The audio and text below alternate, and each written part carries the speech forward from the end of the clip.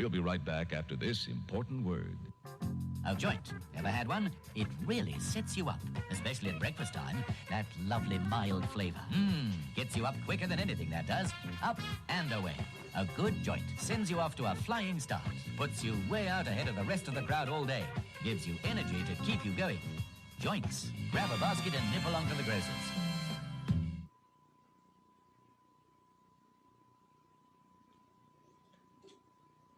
Hey, welcome to another episode of the Operation Grow Show, Season 3 episode, as usual, the one after the last one and before the next one. So welcome to another episode, and I hope everybody's doing well. Let's have a quick round of introductions for everybody, see how everybody's doing. Starting, hey, Underground, how you doing, buddy? Well, I'm doing well, man. Plants are doing good. I'm doing good. I'm blessed. How y'all doing? Hey, we're doing very well over here, I must say. Well, it's been raining, it's been pissing with rain and howling with the wind. It's been a bit miserable. Summer's gone. Very much so. How you doing, Tyler? Doing pretty good over here. It's raining over here as well, but I'm stoned as shit, so I don't care. Very nice, very nice. And yourself, Lefty? Good, man. Sitting here smoking a little bit of last season's Lemon Delight. I think it's the very last bud of it, so enjoying it and just hanging out. Nice to see you guys. How you doing? What's up? What's up, Lefty? Looking down there. So how's everybody's grow going? We're really sort of like getting into the final throws now, I think. Has everybody kicked over to Winter Frost, et cetera, or... Yeah, I just kicked over last night, refilled the res, used the Runner Frost for the first time. I'm gonna do it this week. Once it goes empty, I'll just be back on water, man, and just let them coast out from there. Do a little bit of flushing, see how they do. Nice. And yourself, Lefty, have you thrown in the Winter Frost yet? Yeah, I threw it in Wednesday, I believe. I mixed up about 4 or 5 gallons of it just because it was so late. I wanted to do it earlier in the week. I wanted to run out the rest of the reservoir. But yeah, it's been in there a few days. Probably Monday, Tuesday, it'll be empty, and then it'll just get filled with water until it's done. No, excellent. And have you noticed anything since? I mean, it's only been a few days. Do you see anything? Just out of curiosity. No, I think Tyler said, he immediately started seeing his pistols turn. But about the time that his pistols started turning, mine were turning, and I didn't have Winter Frost in there. So I really haven't seen a whole lot from it yet. I'm imagining in the next day or two that, all that water is going to start getting sucked up and getting used. So I haven't really seen anything yet. It's only been a couple days. Yeah, nice. Yeah, that of course is the catch. Is they are asking you to introduce that stuff like round about the time it does it anyway. I mean, that's where you kind of want to do that side by side, where you have one that you're not doing it to, just so you can make sure, is it actually the effect of the additive or not. See we've got there in chat. The Big Day 420 Tree Star Meadow Smash Cannabis. Hey, some of the usuals. Great to see everybody there. Dr. U Plants for Air.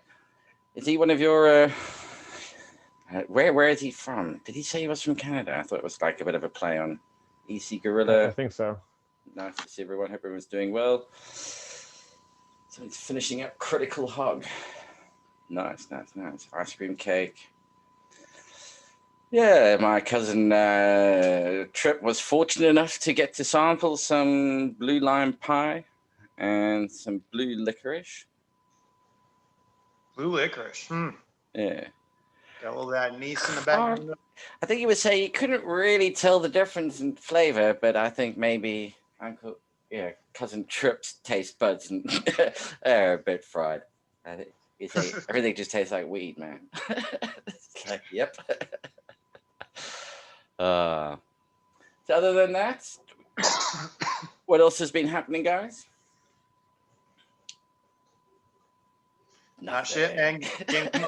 Just patiently watching. Getting clones ready for the next round. Watching the plants finish up. Cool. So what have you decided to clone? I decided to clone some, it's called Peach Pie from Bloom Seed Company. Okay. And I think nice. it's think it's Grape Pie Wedding Crashers or Wedding Crashers by Peach Oz, I think is the genetics on it. Okay, well, I had to see what was it? Was it called Peach Pie? Peach Pie from Bloom Seed Company. It's pretty. Yeah, you gotta tell me if really- that has. You gotta tell me if you find some peaches, dude. Like, yeah. But I quickly see if there was on EU Seed Finder, but it's not in their database. I know with the Wedding Crashers, you're gonna get some grape or some vanilla. I think it's Grape Pie Wedding Crashers by Peach Oz is what I believe the cross is. Okay. Yeah, I was just saying earlier. I mean, I got this. I don't know if it'll come up. This if anybody out there, ooh, no head. Oh bollocks. But I can highly recommend Marijuana Botany by Robert Connell Clark, Robert C. Clark. Highly, highly recommend it if you don't have it. Yeah, it's a good read. Really interesting. And actually, what was some of the stuff that was really interesting in it was, about the phenotypic traits that come from, they're regional originally. So it was about bringing in, it's this whole minefield of phenotype, genotype, and getting the understanding of, because the phenotype is the only way we can tell what the genotype is by looking at the damn thing. So we're trying to, things of the similar phenotype are going to have very similar genotypes or be closely related.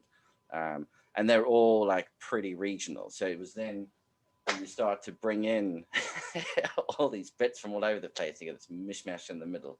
But yeah, it was, passed away the afternoon, I must say. It was good. And if you're wanting to get into seed breeding, I think it is a really good book to read.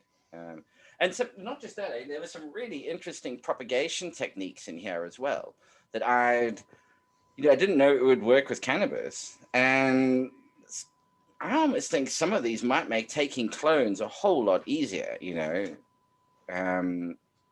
the, the air layering, is it called? Yeah, air layer. So that's where what you do is you make an incision, stick a little like splinter in to keep it open. Oh yeah. Put moss around it, bind it up, and leave it, and you get roots forming, and then you just clip it off, and away you go. And one where they were grafting plants, but where you don't graft by cutting off a piece here and grafting it on. Is you grow like one plant in the middle that you want to use as the main rootstock, and you grow plants around it. And as they grow up, you bend them onto the original one, the one that you want to use as the rootstock. You make an incision on both so that the two incisions are pressed against each other, and you bind it. And that one will graft naturally into the main rootstock that you're using. And then you just cut off its rootstock and away you go. So there's all like, okay, that's a slightly different way of doing it. So yeah, those are looking really, really good. I'd read his other one, like the Hashish. I think it was Hashish was another one of his books. I've read that one. I hadn't actually read this one. I want to read the Hashish book. I want to get my hands on that one. I haven't read the botany book either, but I really want to get my hands on that Hashish book. And he mentions things in the book, and given it's written in 1981, some of the like statement about what's coming down the line. I mean, he calls it, he really does. And this is what we're going to see. This is that whole divergence of genetics, etc. Well, the first guy to make hash oil was one of the guys from Bowl, wasn't it? The Brothers of Eternal Love, right? That was 60s, late 60s. Yeah. Well, one of them, but didn't they pay somebody? Because so the whole introduction of indica was the Brothers of Eternal Love paid for somebody to go over to the Kush Mountains and to be able to get indica, to be able to show that the laws in the US were written around the sativa plant and not the indica plant, and being in possession of indica meant that you weren't breaking the law. Nice stretch. Very far stretch. Underground, what'd you decide to clone? Man, I cloned the GMO and the OGS5, so whoever takes them first is gonna be the first one that jumps in. Yeah, I took a little bit of both, so we'll see. Gotcha. All right. And Tyler, you've done, what was it? Golden Goat? Was Golden it orange? Goat. Golden Goat. Yeah. So you've picked your winning genotype out of your group there. Yep, the back left. Nice. Has the mystery grower decided kind of what they're doing, or are they still kind of limited on what they can do and just running? Yeah, Normal. no, I know they've got their own. I think it's Pizza Poison. I think he nicknamed it. I think he's going to run that because I know they've got a bunch of cuts are ready to go. Yeah, so that'll be run there. I think Doc might be away again this weekend at a mud bog. We need winter to roll in and all this shit to freeze over. Then we get him back on. EC Gorilla, what week are we on? Are we going into week 9 now? Yeah. Yeah. Yep. Yeah, So I'm in this week is 8. kind of it. Yeah. Everybody So, else is in week 9. What's everybody gonna do next season? What have you learned, and what are you gonna change up? I mean, you guys gonna do kind of the same thing? I mean, what are you gonna do different next round? I'm keeping my light high early on. I'm keeping it dim, and I'm gonna let them do coax into whatever they. Let me see how they want to go, and we're gonna go from there. And I'm gonna start Cal Mag early. Yeah. Are you gonna start with more newts early, or just Cal Mag early? With Cal Mag early, and I'm gonna start with the baseline, and Yep. I'm just gonna add the Cal Mag and see how they do. If I see any hint that they want to eat, I'm gonna start feeding heavy. Yep. Okay. Yeah, definitely be able to ramp it up. Yeah. I know you're going to stick with the new Millennium nutrients, or you're going to give something else a whirl. No, I'm gonna stick with the Millennium for now because I got it, so I'm gonna just rock that out. Yeah. Now the question, of course, comes in. Sorry, move on with whatever other lessons learned. But what sort of like veg period is everybody looking at? Seeing as we're going from clone, so you're not having to wait to reach maturity for flowering. It can actually be like 2-week veg and go straight into flower. We don't have to make it like an 8-week veg and then another 8 weeks. That's the whole beauty about taking cuts, is you grossly reduce on your. I guess it depends on where you're at and the size of your cut. Yep. So what's the plan? If everybody's got cuts that are rooted already, mine aren't rooted. aren't they rooted? No, mine aren't either. No, I got mine are in my cloner. About another week, and I'll be ready to go, ready to put them in some cocoa. Okay, so then looking at that way, you figure, okay, so another week, put them in cocoa, the yield season 3 harvest comes down. I mean, Maybe. underground, if you take your cuts now underground, or if you've already got them, I mean, if you've got them at hand already, fantastic. Mine are in the cloner.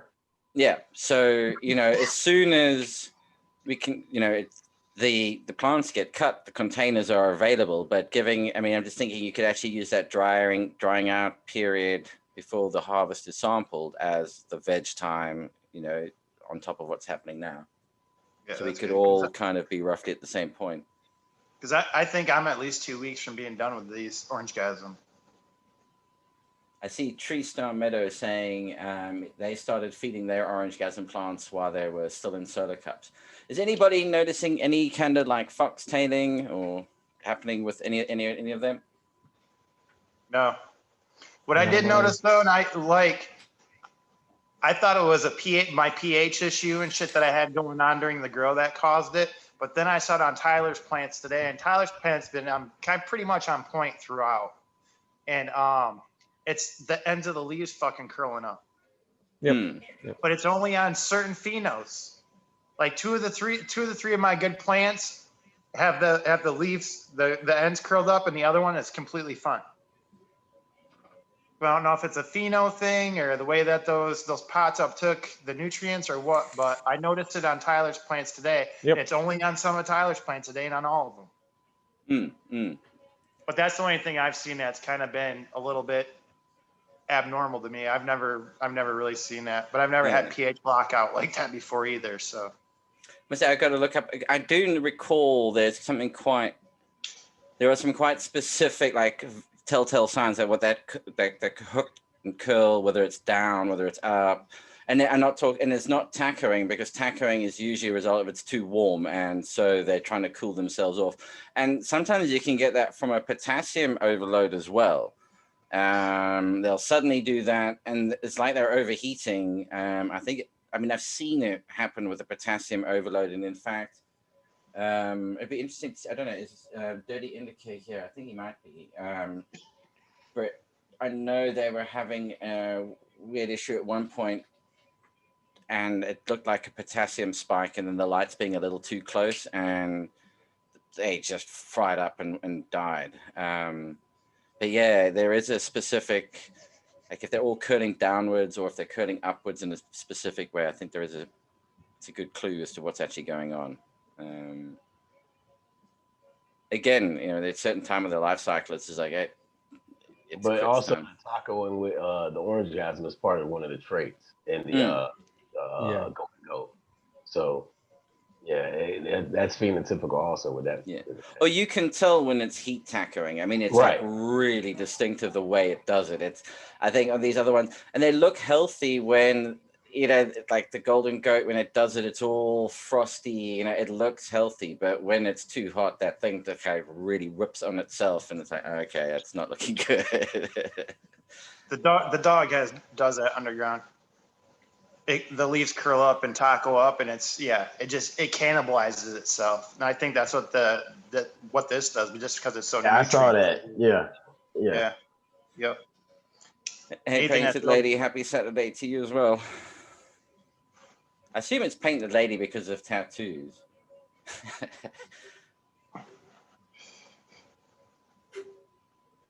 Yeah. Oh. So yeah, and what other lessons are learned from your guys growing salts and hydro, like kind of like more for the first, and not the first time for all of you, but certainly I think in a while.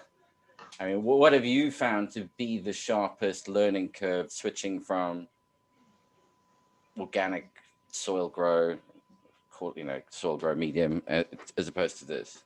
This system here, I call it the lazy man system. Like, this system here is for beginners. God bless it. Yes, like, dude, like, I'm gonna tell you, if you're a beginner grower, get this system. Get one. And you can literally walk yourself through it. Just, you have to set you a timer to go check your plants. I mean, because if you don't, you'll be like lollygagging, doing whatever. You'll forget about it. Yeah, you forget about it. Quick. Yeah. And then I would say therefore for like a commercial setup, it's a real time saver when you've got hundreds of these things to be worrying about. Yeah. Definitely. Because if you had it in commercial setting, all you got to do is check your res, make sure your pH is where it's supposed to be at in your ppms that you're running, and just keep going. Like, I mean, that gives you time to defoliate and check the plants more in a commercial setting. Mm-hmm. Yeah, I think the one sort of like potential downside is that everything gets the same. And therefore, if you do run into ones that you need to treat slightly differently because, hey, if just for whatever reason, that one plant's got a lockout, or just this group of 10 needs some different treatment compared to the other 100 or other 50. And then maybe in a bigger commercial setup as well, that is more doable because you could have a second reservoir that you can just connect those ones up to and then just treat that specific lot with their own reservoir, just connect them up individually. But in a smaller home grower, it's a little bit more difficult to do that. Yeah, but in commercial, I look at running grids. So especially if you're running grids, you run 6 or 8 plants per grid on their own res, or something similar to that.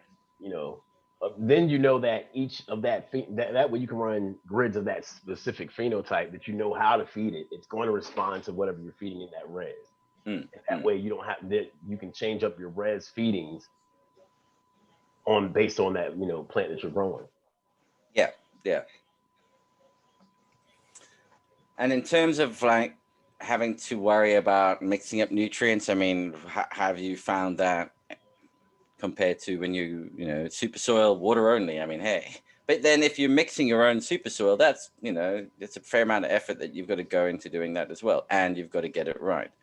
I'm sure you can wreck it.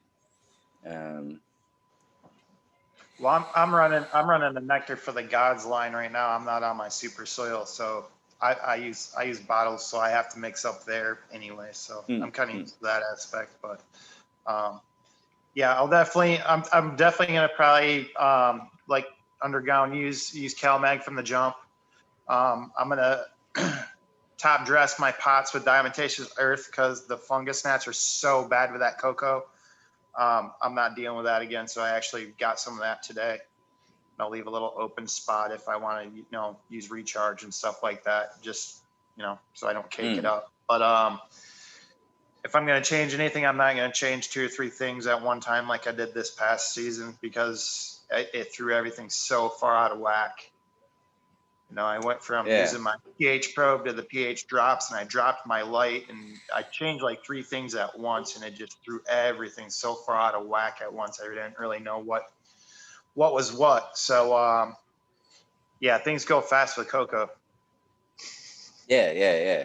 And the Autopot works really well for that diatomaceous. I can never say it. Diatomaceous better. There we go. That's the one. Because it's constantly bottom fed, so it stays dry, and that's what it needs to do to work. Otherwise, if it's damp, they get through it. Yeah, I'm gonna coat that because it's that cocoa stays pretty wet with that system. Yeah. So there ain't anything you can do to slow it down either. It's just gonna soak up what it wants to soak up. So yeah, I decided to try and fight that a little bit, but you know what I did?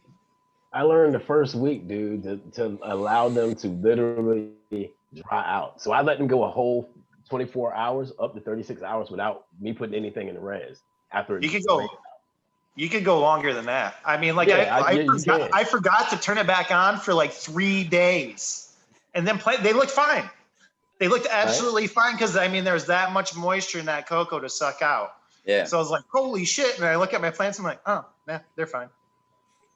I see EC Gorilla saying that they get intense foxtailing with new LED. Yeah, I'm just wondering what foxtailing is often a sign of when it gets a bit warm, it's a bit too hot, they'll foxtail. They can get really close to the light under an LED. That's certainly something they can do. Hey, Lefty, how close is the cannon to the plants? Right now? Yeah. Yeah. That's very an curious intense LED. A couple, at least a couple feet. Okay. Yeah. Yeah. After all my issues, I just said F it, and I just time out, reset, flushed, raised my light, just just baseline shit again, and kind of started over. So yeah, I raised it up. It's at least 2 foot above the canopy right now. Okay, jeez. Damn, y'all close as hell because I'm 3 foot. Once I got punished my plants like that, I let that shit stay there. I was like, look, you motherfuckers gonna make it or you gonna fucking die. I don't give a fuck. and I let that bitch stay there and just pump the food in them. And that 3x3, I almost have to almost have it that high at this point, just because I'm pushing my flower limit with that cannon and that 3x3. Yeah. Like a tube, like a 2.5 by 2.5 would be ideal for that light. But yeah, I'm kind of stretching it in there. So next season, I'm going to try and veg with the cannon into 3x3. Then I'm going to try and convert to the 4x4 because I should be able to have that space available, be able to spread, pull down, stretch. Get them under a little bit more light. Working more. Yep. Yeah. And has anybody, so out of the phenotypes, okay, so now here's the interesting thing. We've popped 4 seeds, so hear me out. We popped 4 seeds, grew 4 plants. Did you see, they're all being grown with the same nutrients, they're all being grown in the same conditions. how many phenotypes, or okay, so how many phenotypic expressions are you seeing? Are they all looking? Are they all showing the same phenotype? No. Eh, very roughly. It's, No, it's I not a got an trick question. I mean, OG. it's how many are you seeing? I Okay, mean, look, I got have 3 different plants. so you've got One smells like a gassy orange. Hmm. One is like sun-kissed soda orange, and one has nothing to do with orange. I don't. It's not orange. It's more lemony, more cushy. Yeah, yeah. it has more earthy tones coming out of it. Mm, So, mm. yeah, and even the way they look they all have a little different look to them. Yeah. Oh, hang on, Tyler. Let me. So yeah, I mean, the reason why I'm asking, the point I'm making is it's to get onto this thing about, okay, so when you know, we were talking, you know, I think it was like last week, I think maybe on the midweek sort of bit as well and whatnot, that educating ourselves as the buyer community so that we understand what we're getting. But to me, this isn't 4 phenotypes, it's 4 genotypes. Like well, like with you there, Underground, that's 3 different genotypes that you've got. Now they're all really closely related, so they're all part of the Orangegasm family, but the fact that they're all grown in the same environment, same conditions, same fertigation regime, everything is the same on them, and you're getting distinctive differences, like different aroma. It's not, oh, because I bent this one so it's bushier. No, it's there's key distinctive differences that mark them significantly apart. Did you, Underground, did you say you got do you have one that smells like that Trix cereal milk that I was talking about? That could be it. Well, I say like sun-kissed soda, but it could be cereal milk. It could be trick cereal milk. It's like sweet, but fruity, but orangey, and it's a sweet but tangy orange. I got one that smells like the milk in the bowl after you got done eating a bowl of Trix. Just like that. That's Just candy. like that. It's kind of got that orangey, it's got that sweet orangey smell to it. But then I got one other one, man, where you brush it and it's just like straight, it's just that straight platinum tangy. It's tangy orange. And then there's the one that's like kind of like, Tyler the Runt. like a sweet smell. What week would you say this is on? Dude, 2. that looks like week 2. It really does look like week 2. Holy cow. Yeah, man. It just started. Wow. It took winter frost. That's Jeez. crazy. Yeah. You never know, it's going to produce 23 kilos. It's that hidden gem. Like, wow. It's that I'm gonna 26 transplant it. high. I'm going to transplant it out into a fabric pot and finish it out and see what the hell comes of it. But yeah. Yeah. Now, so there you've got 4 golden goats, and there's An orange gas. and 1 Orangegasm. But I mean, out of the 4 golden goats, I would say there's 4 different plants there. Yep. Easy enough.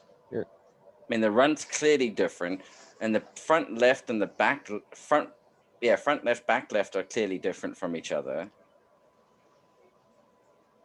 Yep. You know, and the back These right 2 are one, the front left and back right are similar, but the bud structure is far different. yeah.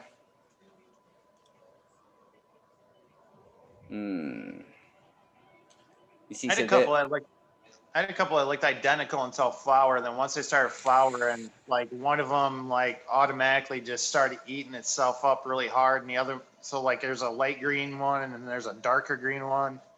But yeah, they've really reacted different. I got one that's like almost dead. I haven't taken a picture of it in like 3 weeks. It's like literally just buds. It's literally buds on a stick right now. Well, see, I got one of I don't mine. know what happened with it. It's just yellow. Like I didn't show y'all that one. I got one that's yellow, but everything else is dark green. It's just that one. She just never returned, and she's yellow. Like, yeah. I think it just I think that one just got too far gone, and when the other one started bouncing back, it said, "Fuck this, I'm done. I'm not doing anything." But yeah, it's buds on the stick. It's tie stick without the work. I see. Painted Lady asked something about a mean girl pheno. Is that? I don't know. I'm not. I mean, we don't know. I don't know if that's specific to. Or is that one that Jeff refers to? We need him for that. Yeah. I know he'll definitely be here next weekend. He's not able to make it this week. And Ben, unfortunately, has got a vocal cord problem. In other words, lost his voice. He said, unfortunately, he can't join in. I said, great, we'll be able to get a word in. I think the Meat Girl Pheno is kind of a pretty far outlier. It's there, but I don't think it's quite as common as most of the other ones. Oh, saying the leaves look like a saw blade. Okay. They're like proper serrated edges. Yeah, I didn't get anything like that. Yeah, I got that. That's that one on my the one I showed y'all the picture of. Like that, she's kind of taco, but her edges are really defined. Okay. Well, there we go then. Excellent. Yeah, I'll have to check with the mystery grower and see what they got on their one that they did. Okay, let's look at those. How's it smelling, that one, Underground? That's the one. That's the Sunkist one, dude. Oh, okay. Yeah, that's C. That's the Sunkist soda one. What is if you do a stem rub of that orange gasm there, Tyler? What is it? What are you picking up on? Notes of fresh cut grass and spanked leather. It's a weird one. Come on, man. Smell-o-vision. I wish, man. It's almost like cereal. I'd have to agree with Lefty. Yeah, well, there we go. So now there, I would say like you three have all got the same really close genotype. You know, you've got a really, that's a closely related one that you all picked up there. I mean, I think maybe it's because of the way the seeds are just gathered. It's like quite random. It all comes down. If you could collect them like closely together, you'd have a lot of seeds that were pollinated from. I mean, maybe I'm talking shit. Well, By the way, Tyler, this talking shit is brought to you by Tequila Ocha. Tyler, didn't you have a plant where you had the palm petio leaf? You know what I mean? Where you had like the little leaf in the center of the Almost all of them did. petio. This one, majority had it. I trimmed most of them off. See if I can find one. Okay, because my one plant that the trick smelling one is the only one of mine that had that palm petio leaf on it. So I'm curious what side that takes. If it's more of the golden goat, or if that's it's got to be a golden goat trait. Yep, there it is. Yep. And that's the one that smells like cereal. I have like 6. It does? Yeah. Fuck yeah. Dude, that shit smells so good. It smells so good. It does. Yeah. I spent like 20 minutes just like, what is that? Oh my. That's man, that's crazy. fucking, I don't have that pheno. That's tricks, dude. Oh. That's crazy. I don't have that pheno. Mine smells like Sunkist soda, dude. It's crazy. Yeah. But that's really wild that both of them have that same trait. So now we know what to look for. I think what makes this whole thing like a really valuable experiment is, we're talking about, we could almost be talking, we're more along the lines of you don't have that genotype in terms of, because we've done all of this in the same, everybody's been growing, as I said, the same nutrients in the same grow medium, it's been kept pretty similar. And, environments on, well, what's going to be interesting at the end is when we collate all the environmental data as well. That's when it'll start to be interesting to say, okay, did growing, under these temperature and humidity conditions, you guys know, like Lefty and Tyler, you both got this particular terpene profile that came off. Suddenly, we realize, okay, Underground got a slightly different terpene profile, but he was growing it at 3 degrees cooler. I don't know. It's suddenly, maybe that's explaining that difference. So it is the same genotype. The difference in the phenotype expression is because the environment was slightly different. I mean, if we could get it to the point of having environments that were identical and the same, that would be, we could really start making some interesting comparisons. Well, what are your temperatures when your lights are on, Underground? What are you running? 78, 80, 82? 78, 80. Yep. Yeah, I'm usually floating right around 80. I think my humidity is probably a little bit lower. I think your VPD is usually a little bit better than mine. Yeah, I'm usually mine's pretty running much around dialed in, 15. dude. Mine doesn't. Mine doesn't really change too much. Mine Yeah. stays pretty much dialed in. So Tyler, you're the CO2. PNB. Yeah. Do you find Yeah. they do anything? And I've got a question on that as well. There's this question from Smash Cannabis in chat. I've actually run cuttings from the second grow I did in that tent. Was 4 different strains, no CO2. Took cuttings from those, ran the CO2 next round. I actually almost doubled my weight. So I would say, Okay. yeah. So I ran it this round. Tyler, what kind of temperatures are you running in your room? Max is at 28. There's been the odd time on a hot day of 30, but lowest temp it has been, I think, 21. So what's 28? About 85 degrees, I want to say. Off the top of my head, I can tell you. Yeah, because I want to say like 24 is like, I don't know, like 74, 76. 28 is 82. 82. Okay. Yeah, you're running about the same as everybody else. So my question then is, when you did that experiment with the cuttings and you got the extra yield, were you running on constant air extraction? Because this is the big debate about using CO2 in these environments, is if you're constantly sucking the air out, how much CO2 are you actually enriching without it just being sucked out the other side? Dumping it. I ran it 24/7 because if I didn't, the wife would kill me because of the smell. So. Yeah. Basically, this is where like CO2 and sealed. But you understand the dilemma is as it's going in, you're just vacuum. You're just exhausting it out. I cranked the speed down. I just figured I'd try it out. Yeah. So I'm just curious. Yeah. So that would be. It looks like it did actually. It still made a difference. Yeah. But I think CO2 is often better suited in terms of getting the value for money in a sealed environment. I agree. It does work, but you really get the advantage in sealed environments. And simple ways of doing it as well is like homebrew stuff. And if you want to be able to do it, go and get yourself a whiskey yeast, a high alcohol whiskey yeast that can last for a long time, and just plain sugar water and just throw some whiskey yeast into that and away you go and bubble away for ages. You do need to make a trap for it. Otherwise it gets a bit foamy and you don't want all that yeast getting into your environment, that's for sure.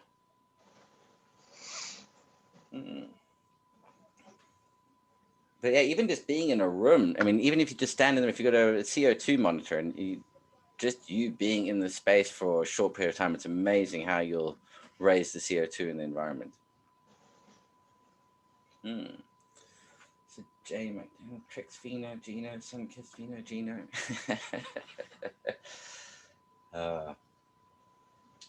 And anything else like purple stems? Anybody seen stuff like that? I'm gonna tie that right up. Anybody noticing, like anything else along those lines? Nothing abnormal. The back left of mine has a couple purple stems starting to show up. I think everybody got the purple petioles, though. Yeah. I think that's almost become like standard under LED. Yep. I don't know if people in chat growing under like HID. Do you see a lot of purple petioles compared to like LED grows? Do you see a high percentage of purple petioles? I have noticed in a lot of cutover that LED does seem to lean towards it. And especially when you sometimes, I don't know if you've ever seen it where any part of like the stem that was in shadow stays green. Any of it that got in direct light suddenly has the purple. You can almost see your canopy shadow cast negative on the plant stem. I've definitely seen that, but it changes with when you change your lights out. Like if you go like to 65K, it might change up. It just depends. Like when you start mixing your spectrums, you can get a lot of different things out of it.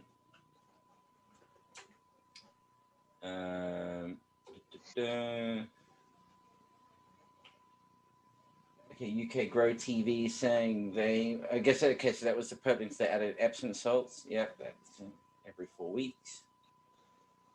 Yeah. Orange Chasm is Golden Goat crossed with Platinum Tangy. Random Tangy. Platinum Tangy. So that's Jay McDaniel.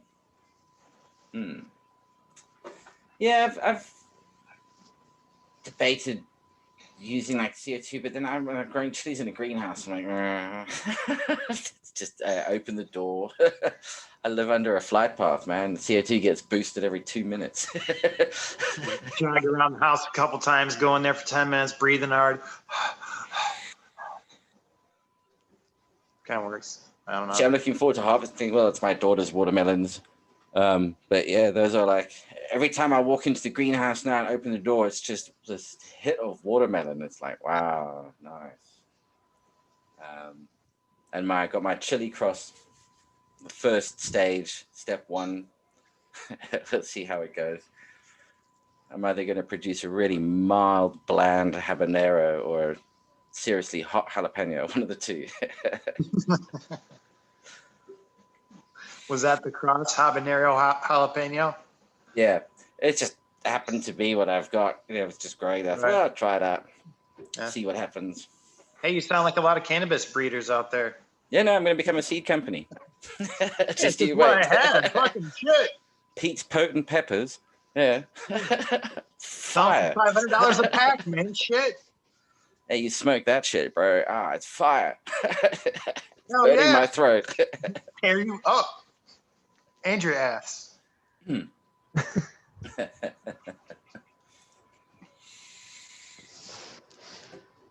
Yeah, Dennis White saying, cooler temps in the last weeks for purple. Now, the interesting thing about that is, yeah, that will work if it's in the genes. It won't work if it's not present in the genes.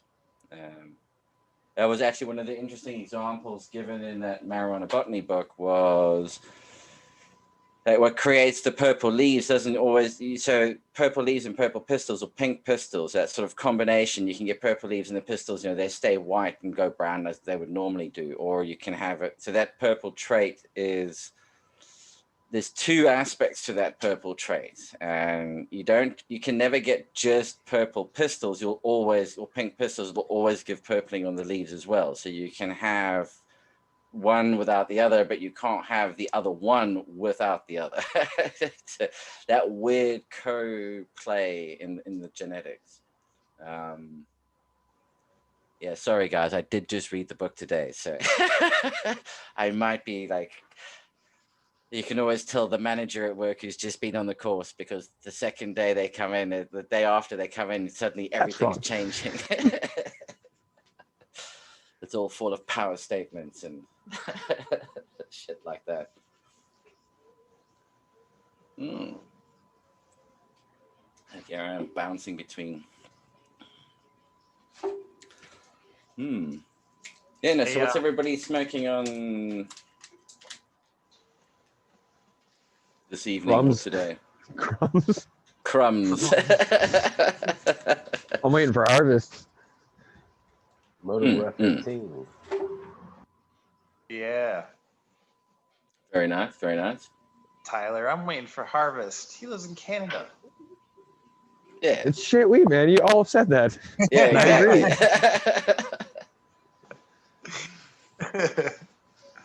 yeah, exactly. check out this shirt I got from Embracing Organics today. Oh, nice. Hey, that's pretty cool. Nice. Is that on the front or the back? This is the back of it. Okay. And then the front of it's got a nice nice logo on it too. These are really nice shirts, man. Very nice. But yeah, I won it in our giveaway last week. But Yeah. yeah, if you're looking for a nice, cool grow room shirt, man, those are some nice shirts. We should get some season 4 OG shirts. There we go, you see. There we go. Make it happen, Pete. It's better than the bikini. Hey, if this video gets 1,000 likes, Tyler's coming on in a bikini. Canadian Speedo. Or red. We'll place bets left or right. Or you gotta just come out, what's it, Buffalo Bill style? Oh man. I haven't seen your dog. Oh man, I just heard a lot of people in the audience. I'm sorry, y'all. I'm sorry, chat. Don't visualize that. Oh man. Oh fuck. I was it says, yeah, plants must be from Canada. Yeah, if he's saying it was recommended 8 from an LP. Haven't touched it since. Yeah. No, not Mankini UK TV Grow. UK Grow TV. No. One of those Brazilian numbers. Oh shit. We're going to leave nothing to the imagination.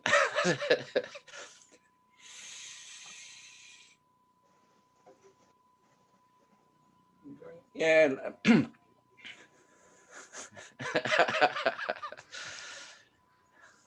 Hey, well, Tyler, you got one taker. UK Grow TV.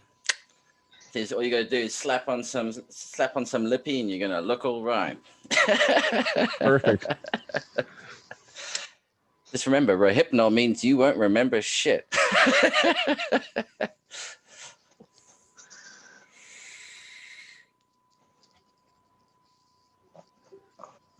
All right.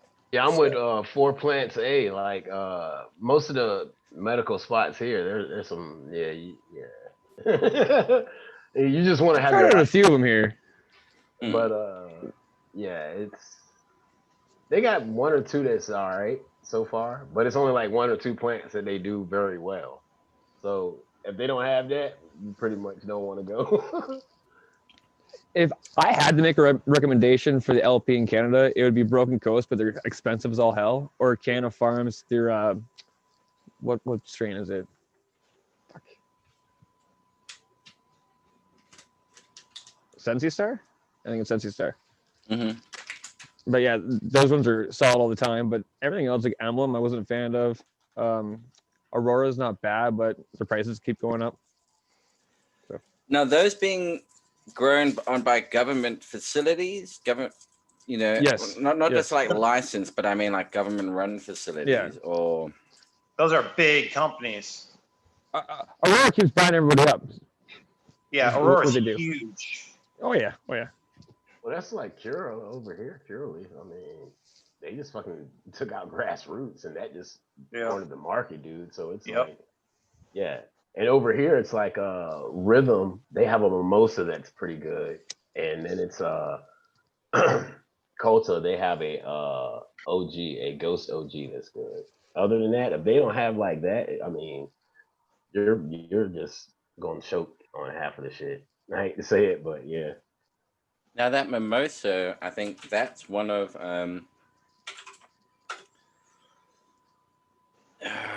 if I'm not mistaken, is that in Arise? No. Or is that in Golden Goat?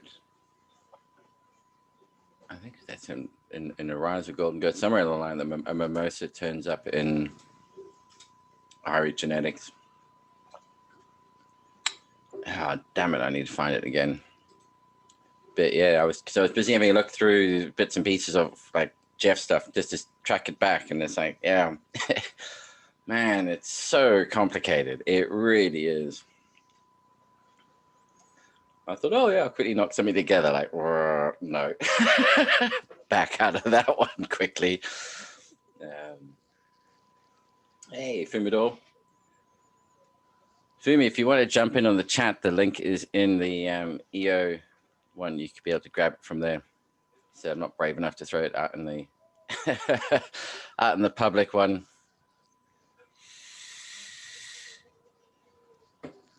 Yeah, and so Reserve Mac 1 Frosty Sweet from transfer. Yeah, I mean that's the catch. This is a thing. It's commercial operation. These guys are doing it on scale. It's as soon as that happens, it's just about consistency, and like high grade is not easy to produce consistently. It's much easier to do small scale. But What's very interesting is here, the futures are already called out. It's already bought up. It's already a done deal. The futures. yeah. I mean, so it's- the commodity market for buying it. I mean, that's just it. Is that they've already said, so everybody's already agreed to deliver X all- weight. It's already in place. It's all set. You know, when they say go, these are our guys. It's already a done deal. It's already been called for. Yep. But okay, and then this is where you, You know, as you're a, He's like, yup. He's like, yup. He knows. but this is where, you know, like the growers get smart, and in particular the or like the artisanal growers or the terroir growers or whatever we want to call them. Is if you pay careful attention to the commodity and futures market, you can make sure that you're not growing stuff that's going to be flooding the market in 6 months' time. If you want to know what's being grown, just go and look at the futures market and just see what's trading up in 3 months' time. You know, what contracts are out there, and that's all publicly available information as well. I mean, Yeah, but see, if you're the small grower, this is where you differentiate yourself and show that you can really grow and breed and have something that you're working on your own property that nobody else has. That makes you stand out. That's what that's. I mean, or and go the commercial, heirloom. yeah. Or go heirloom. You know, right. Big huge commercial guys aren't going to do heirloom. You know, find an old NL cut. Find an old cut, man. Make it special, and that's what's going to make you stand out from these big guys. Yep. Yeah. It's just, you know, that old boutique shit. Because even now, man, stuff's got to come back around. Otherwise, it's all going to turn to garbage at some point. Before too long, it's going to turn to garbage. When it goes strictly pre-rolled, you know, like, I mean, because that's what Marlboro. Okay, let's just use the example of Marlboro gets into it. What Marlboro are going to do is Marlboro are just going to buy bulk from mass producers, blend it, and because they want consistency of product, and the only way you get that consistency is by blending it on scale. Okay, to do consistency on scale, you've just got to blend, and you're hopefully, you know, enough. Because as we've seen, I can give every grower, in fact, I can give every grower exactly the same cut, but you're growing it in different conditions. So no crop's going to be the same because each one's going to express slightly different phenotypic expression based on the conditions it's grown in. What they will probably want to do is make sure you're all growing the same thing, but they are expecting there to be variation because of where and how it's being grown. Then they blend it all together and they sell it as a pre-roll. Thankfully, while we're still buying buds, you can't blend the bud. You know, it's a set piece that's being bought. I mean, look at most of the extracts that are being done. I mean, is that actually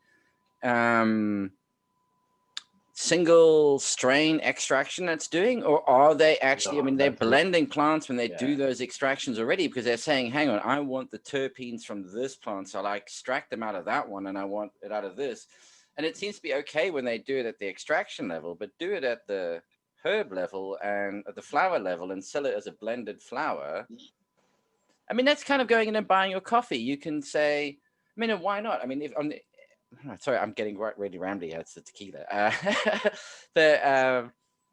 Like on the EO show the other night with Rusted Bob was saying, you know, he likes to blend his weed when he's smoking it. And I like a little bit of, you know, cherry pie, a little bit of this and there, because I like what that does and like what that does, and I blend it all together, then I smoke it. Well, when you buy coffee, you know, you can walk in and, I mean, I used to do that with my mom. I used to go down to the coffee shop and, you know, and say, I want, you know, a third Blue Mountain, third Kenyan, a third of this, a third of that, and then they would blend it all together for you. You create your own blend, and away you go. So why not walk into a dispensary or a shop and say, okay, I want you to blend a third of that with an eighth of that with a blend it all together, and I walk out with this, my blend of what works really well for me. You're not going to have a bud, but you're going to have a really well blend, you know, a really good blend. I don't know. Sorry. Just rabbiting away. Feel free to jump in at any point. I think Jeff had a comment about that like early on in his podcast series about like having vending machines that just you choose your terpenes you want. Added to either you want crystal, the same concept, a custom blend. Yeah. And it is a funny thing, but it's that trust in it. Am I getting what you say I'm getting? Because again, and that's how that whole commodity. If you go and look at how rice because rice commodities, that was the very first futures market was rice, and it's done by grade A, grade B, grade C, whatever rice, and it doesn't matter where it comes from, so long as it meets. It has this much THC. It has this level of quantifiable bits. It's X pound per THC per pound kind of thing is what they would be looking at. Yep. Well, what will happen is, like with companies like a Philip Morris, I don't know if you've ever driven by it, but they got their huge plant there by Richmond, Virginia. When you drive by it, it's like Jesus. It's like a mile long building. It's enormous.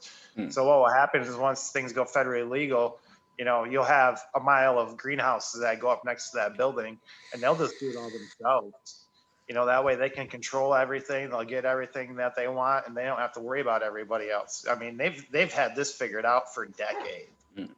Just remember, when they switch from, if these tobacco companies get smart and they actually go, all right, yeah, let's switch from tobacco to cannabis. I mean, tobacco is grown in hectares. It's not grown under glass. They've been growing. I mean, who do you think is growing those hectares in Colombia? That's like, come on, man.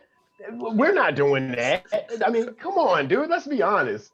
Let's really be honest. Who's growing in Colombia for real? It's not Canada. Yeah. You know who's really growing over there. Yeah, and same in Africa, same thing. It's just masses of open space.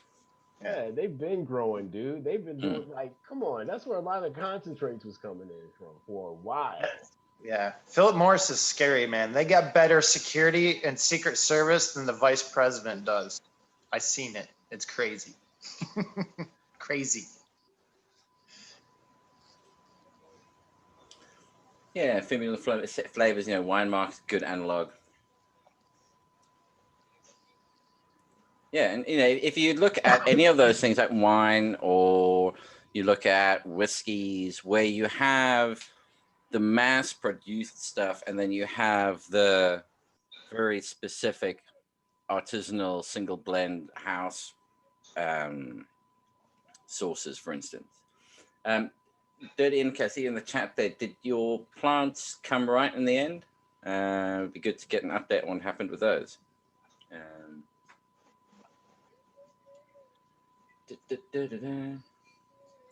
Yeah, once you grow your own, nothing much compares. Exactly. Once you grow your own, you're usually really shocked when you go somewhere and they go, okay, so that'll be X for an eighth. You go, sorry, what now? How much? Jesus, I remember Nettie, like 18, maybe almost 18 years ago, like in Mexico.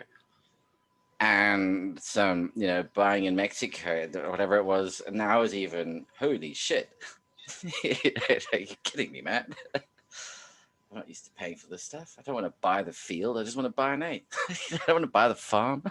It's really funny is going to Amsterdam, and on the menus, they got the same stuff I had in like my jars at home. And they're selling it for almost €30 a gram. And I'm like, yeah, right. I'm not buying that. You're crazy. Yeah. Cali weed, $30, €30, not dollars, euro. So that's like $1.25 probably right now. A gram, $30, €30 a gram. It'd be interesting to see if there's a really what's the big difference between like the flavor terpene profile of North American, let's call it North American weed, European weed, South American, is there that regional palate that kicks in that says, like in North American weed tends to be like these fruity flavors and, Pop-Tarts and strawberry starburst, and, the European flavors are more on the earthy, gassy, cushy kind of side of things. No, the United States weed is broken down by regions. Now, if you in the wrapper weed, then you want the little, like you were saying, the cookies, the Pop-Tarts, and all the crazy, like the hype shit, right? You want those, the brunch, you want that. If you're in that San Francisco market, if you're in the Humboldt old school market, you're more on Kushes and on real sativas. If you're over here on the West Coast, on the East Coast, you need some sour diesel if you're in New York. You need sour diesel, you need Kim family, things like that. If you're in the going down towards Florida on the East Coast, southern states, you're more on the Kush side, the little cheeses, more of the Northern Lights, TKs, and things like that, the Kushes. That's how we're broken down. And then in the Midwest, they just get whatever the hell is out there. Most of them don't even know what the fuck they smoking. They probably got that old school skunk and shit that nobody hears about anymore. Yeah. Or they had the bubble gum and stuff like that. But now they're getting a little bit more of the hype bud because of Oklahoma and Illinois opening up. But they was getting a lot of swag for a while. Well, that's good to see that they were harvested last week. Daddy Indica, excellent. Glad that panned out all right for you in the end. Yeah, I think Dr. Frankenbeans about whether it's a proper gram or a street gram. Like street gram that's only been stepped on twice. I mean, that's how you can tell it's genuine because it's got a proper like Nike trademark across it. As I said, as a kid, back in Durban in South Africa, you used to make sure that there was seeds in the weed. That's how you knew you would be getting like weed. Otherwise, you were sold something else, man. It's like, what the fuck are you selling me? So yeah, definitely you had to check for seeds. part of the ritual. Snap, crackle, and pop, explosive joints. Makes it difficult to be subtle about that. not such fun memories. Yeah. Oh no, Painted Lady, Michigan had some fire. Michigan always had fire from even back in the day. Michigan had fire, but it was more like Oklahoma, Indiana, spots like that. Milwaukee, Milwaukee didn't have no fire like that when I was out there. Yeah. But a lot of good breeders out of Michigan, man. Michigan's always had gas. A lot of good bud come out of Michigan. Yeah, Michigan's had good bud. Even up by Mass in the northern spots over on the East Coast, they've had gas. I'm gonna tell you what surprised me was South Dakota. They had some real fire over there too. That was one spot that surprised me. Yeah, South Dakota surprised me. New Mexico, like they didn't have shit. Neither did Texas. Texas was like weird. Yeah.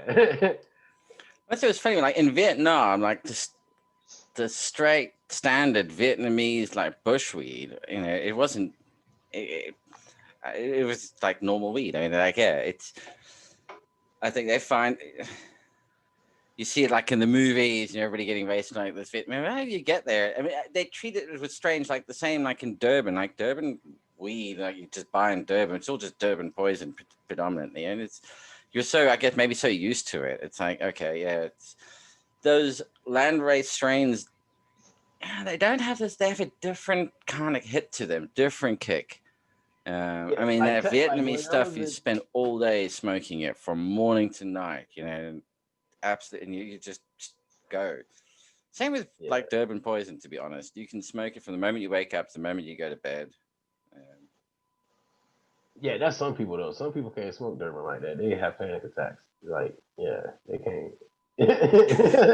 I think that's when it gets harvested too early, specifically with Durban poison. If that comes down too early, you can hurt. You can hurt somebody with Durban, dude. Like. Yeah. Oh, you haven't tried? You don't have weed paranoia? Nah, come here. Got a special jar just for you. That's around with Durban, dude. I got that from some Super Silver Haze in Amsterdam.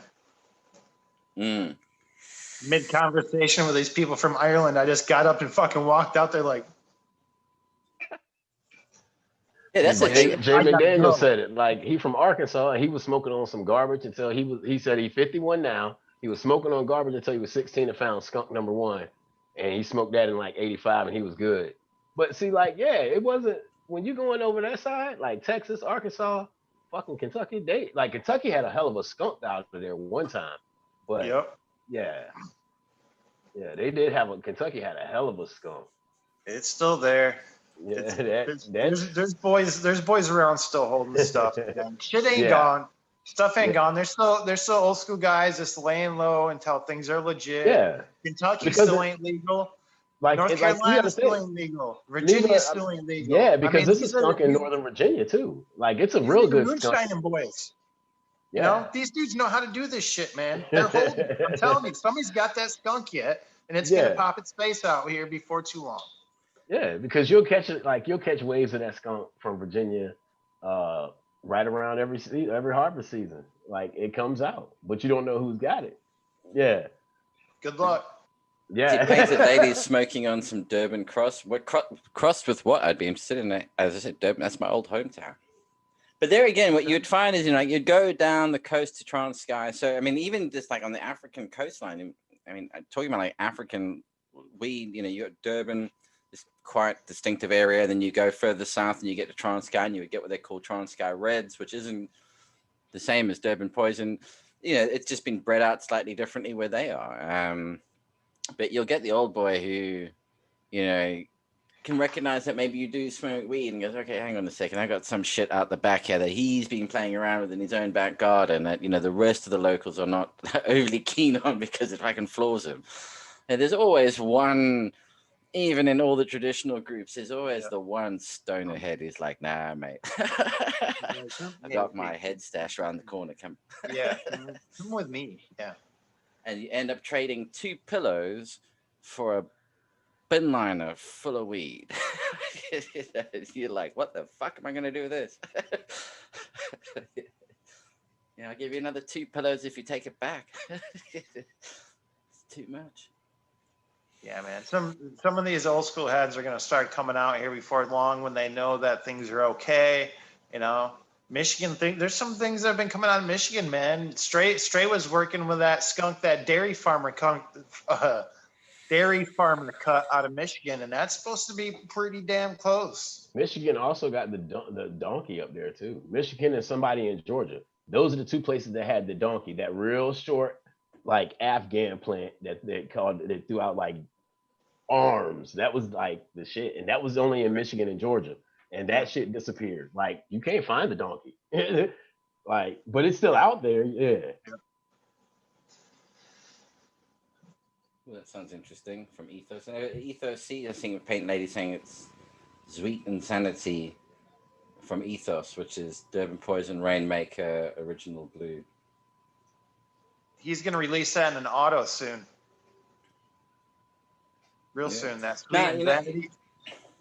what was interesting from that book as well was, the fact that ruderalis is one of the strains that's particular, one of the genotypes. No, not even talking genotype. We're up slightly higher there. The family that's usually particularly high in CBD. I'm surprised it hasn't really, as hemp is being worked for CBD. I'm surprised something like ruderalis hasn't been worked hard on the CBD side to get rid of the THC altogether out of it and just produce really good auto flowering high CBD strain ruderalis because of its short flowering cycle and the number of half crops you could get in a year.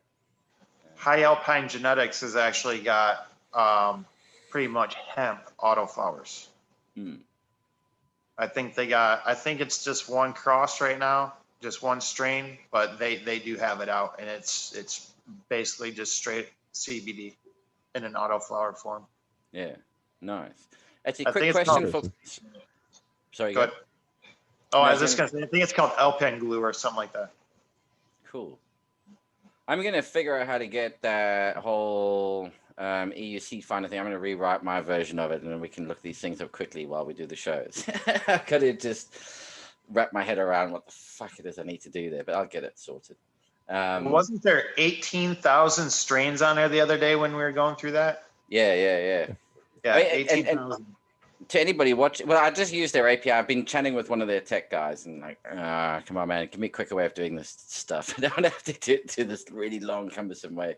Because the advantage, I can see what they're doing, and I'm like, yeah, that's because you've got direct access to the underlying data, you bastards. I could do that too if I had the same access. So, quick question to Painted Lady about that Durban Poison, what she's smoking.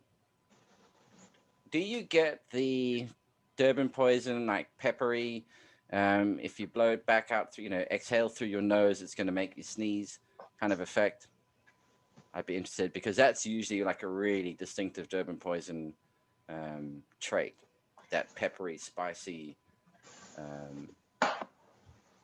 terpene profile to it. The one we were playing with over here has a anise like taste, smell. Like, yeah. Yeah, I've always found that that's the Like hints of black licorice, but it's more like anise. yeah. I mean, they're saying like definitely pepper. Yeah, that's something I've always had it. You blow out through your nose and it'll make you sneeze at times. It's like it's like quite sharp. Like whoa.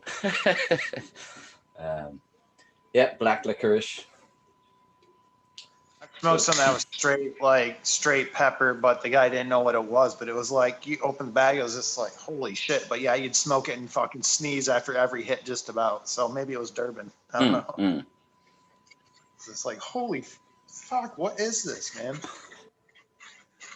So what? Yeah, what the strain that probably floored me the most. I don't even know what it's called. It was on a trip to Amsterdam. I was actually there on a business trip, and there was this guy I'd met on holiday earlier in the year down in Spain, and I don't know if all in the IT world, but his brother-in-law was the accountant for pretty much every coffee shop in Amsterdam. Nice. And so when I arrived there on a weekday, he was like, "Yeah, excellent. Come on, let's go around." And we went around to this guy's place, and he said, I popped out to a coffee shop earlier in the day, bought some weed. I'm not going to rock up with nothing. You get there, and he's like, no, hang on a second. I'm going to go and get some shit that you're not going to get in any of these coffee shops. Yeah, and he comes out and he puts a bit of like this tiny little bit of weed down on the table, and you go, okay. And I'm looking at this little bit of weed, and I'm thinking, right. Turn to him and I go, if you're rolling a joint for yourself, how much do you put in? He went, half of what I put in front of you. And I went, okay, thanks. I broke it in half, put half to one side, rolled it up. Fuck me. Like 3 drags. And it was like, no, put that fucking down. I'm not touching that again for another half hour. It was just like, whoa. I mean, you get that really heavy stone sometimes, but is it, I guess this is where the drunk rambling is getting to, but do you find if you change your environment and you smoke something that normally at home would hardly touch sides, but you're now in a completely different environment, you have 3 drags of it, and suddenly it's like everybody knows you're stoned and you're fucked. I can agree because I've been exactly in that position. Now I didn't get, the backdoor service like you guys did, but I basically was on a tea break for a week because I'd been in Europe for a week before I got to Amsterdam, man. And I sat down in that first joint. I was just like, whoa. But yeah, it's a different experience too, because I mean, you're just not used to that. The first time in Amsterdam, especially, you're sitting out in like a street side cafe, people walking by everyday life, and you're puffing on a 2-gram hooter. You know what I mean? It's just like, this is fucking crazy. I am fucking stoned as shit. The lady just came up and I asked her if she was speaking English. What the fuck? I see Fumador saying they had a weird one, Filipino land race that gave everybody heart palpitations. Yeah, good. I think that's the thing about those racy sativas, those tropical ones. Yeah, Durban will do that to you. That'll get you like, yeah. Yeah, it was like that silver haze I smoked. That was, I kind of did that. Just all of a sudden got real anxious. Heart started pounding. I'm like, I gotta go. I don't know where I'm going, but I gotta go. The Apollo haze from Brothers Grimm Seeds does it to you. Yeah. There are definitely some that really kick ass, that really, really do. And I mean, I've also had one that we nicknamed, it was Thor's Thunderbud. And there's a mate of mine who was a botanist who grew cross Durban poison. It was with just skunk number 1, but then grew on a compost heap. And this thing, again, I mean, we were smoking, it's local kind of bushweed. So you're smoking Durban poison, the joint's as thick as your thumb, all day long. I can roll a toothpick joint of this shit and like, again, like, whoa, what the fuck is this? Yeah, that's like true hybrid vigor coming through. Hey Tyler, I see you need to go and do some bikini practice. Was that what you Oh saying? yeah, there? buddy. Oh yeah. It's waxing day. Work it, baby. No, that's Sunday. Sunday's waxing day. Okay. Yeah. Okay. Yep. Okay. Take We care, need to guys. set Tyler up a tip jar. Hey, They can Tyler. start tipping him. But Tyler, where can we all find you before you jump off? Instagram is the growing or Shooby Doo. On Kennebuzz, it's the Growing Buds, and Facebook, the Growing Buds. Fantastic. Excellent. All right, dude. Stay safe. Take care. And we'll catch you during the week and catch up with you next week. Easy. Cheers, Yeah, bud. Bye. It would be fun to try and do a breeding project as like a. I mean, the thing is, that's going to be a YouTube show that lasts for years. Okay, we're going to breed two, viable, stable parent lines to create our desirable cross. In real time. People will be crying out for genetic modification really fucking quickly, just to speed the process up a bit. Yeah. That would be interesting. Just quickly reading through the chat there. Yeah, Dr. Frankenbean said he's got 2 different phenols of Apollo Haze. Hey, yo, that's some fire, dude. Like, yeah, Apollo Haze is very good. What's good, growth therapy? Yeah. So any questions from chat there? Wow, I didn't know that. Fumador is growing 100-day haze. 100-day haze? Yeah, that's what Dr. Hughes said. So he was posted on that. What's the background of the 100-day haze? 100. Yeah, that's a fairly. Yeah, I mean, But that's like around that. Hazes run long, so. What is the lineage of? I can look it up. But what is the lineage of haze? That must be some tropical sativas that are like really. If it's a long, seriously long flowering one, it's going to be some. I thought haze had Thai in it, and it had. It was like Thai, Indian, and like a Colombian or something. It was 3 different sativas, but I thought 2 of them were Indian and Thai, and I'm not sure what the third was. Okay, I so it's thought that was- 100-day haze crossed with Ruby Jack. Interesting. Okay. Yeah, I'm just trying to think. Yeah, the closer you are to the tropics, the longer the flowering period tends to be. So like a lot of the Colombian stuff, that is one of the advantages with, Durban actually, yeah, it has a long, but it's also got a relatively short-ish flowering, like 60, 70 day kind of thing. But the problem is in the wild, you don't get it going to 12. It kind of sits at 13, 11 for a very long time, briefly at 12, 12, and then 11, 13 again. It's like a really slow, long time. But if you force it hard into flowering, it can be done pretty quickly. So I guess if you take like something that's Thai, close to the tropics, and mix it with something else that's close to the tropics, you're just going to wind up with this really slow flowering plant. You guys figure out what haze is yet? There's so many different ones. It's like, which one? Mexican, Colombian, I Thai, think that- Indian. That That's is the just- original haze from the Hayes brothers. Yeah, Haze- the Hayes brothers were the original haze. It was Thai, Indian, and what? Mexican, Colombian, Thai, Indian. And Mexican. Okay. So like now you've got like haze number 1, but like as like hash number 1, pound number. You also got haze number 1 from. I mean, there's so many different things. Haze 19. Well, that's across something. Haze auto. And I actually heard that the Mexican was a Oaxacan, but it's just just what I heard.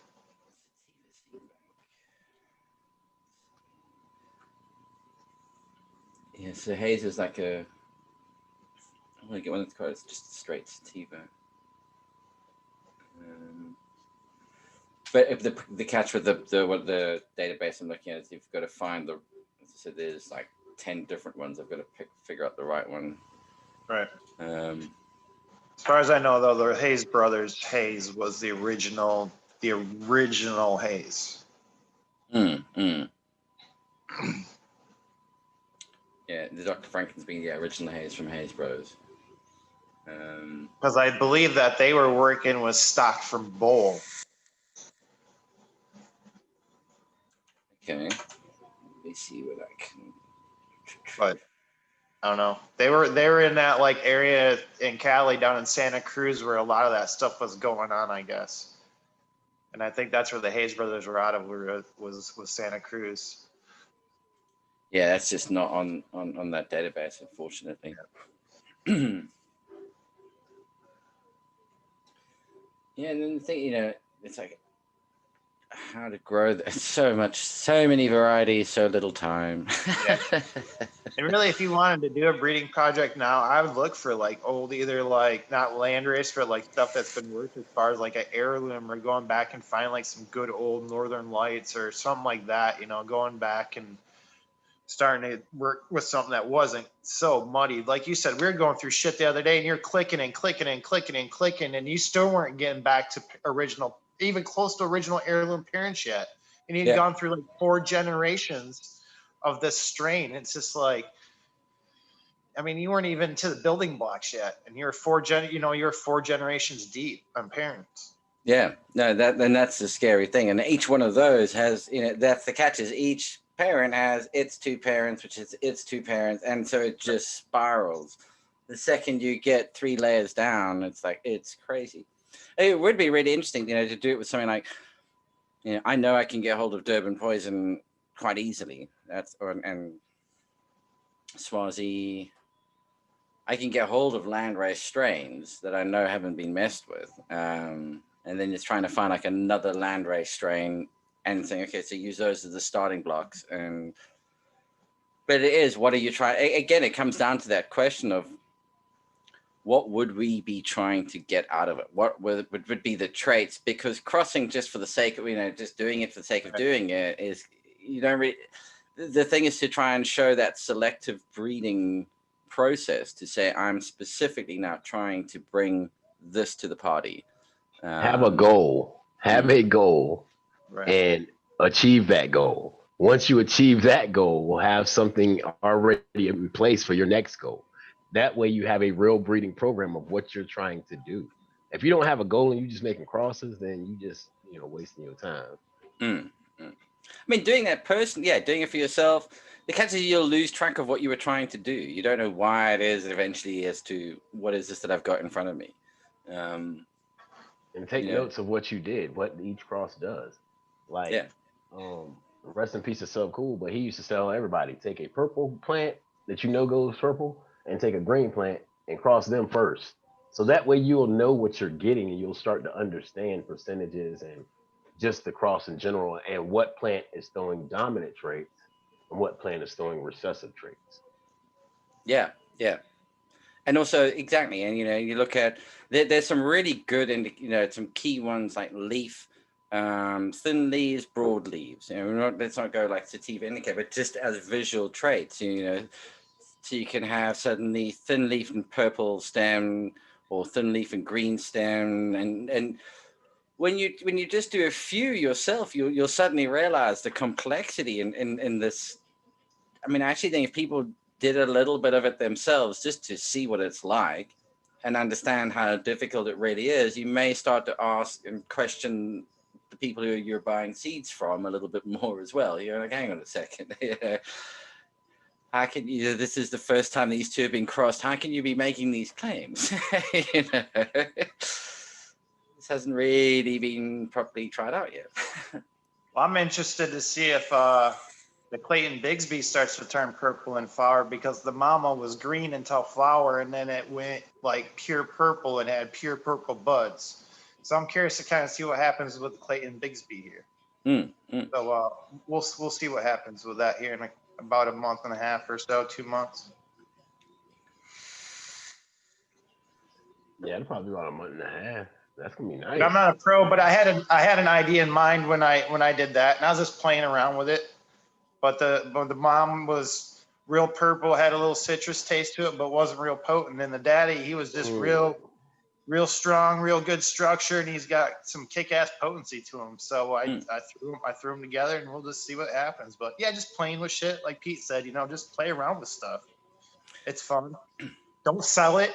Don't sell the shit. Give it to your buddies to play with and tell them, hey man, I didn't test this shit. I don't know what's gonna happen. It could be cool. It could be junk. Don't sell that shit. Yeah, don't sell that shit. Exactly. And don't be passing it around. Let your homies run your gear, so that way you know what you got. I mean, Yeah. the homies will tell you if you got some bullshit. Like, they're gonna keep it real with you. Yeah, The keep it homies will real. Yeah. Throw that shit in the trash. Hey, no problem, dude. Yeah. I ain't out anything, Yeah. And true homies say, okay, do it again. All right, hey, can I get some more seeds of that shit? Yeah. Or I found some fire. Or I found a fire one. Do you want a cut of this back to work with? Because this is some gas right here. Like, yeah.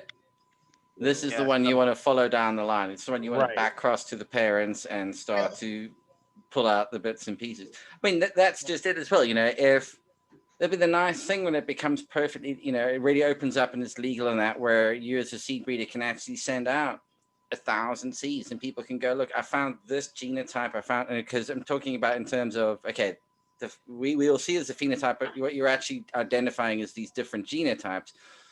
And the seed breeder can go, actually, that's the one I'm looking for. And you've got it. That was that one trait. And I haven't seen it in the 100 seeds I've popped, but you've got it.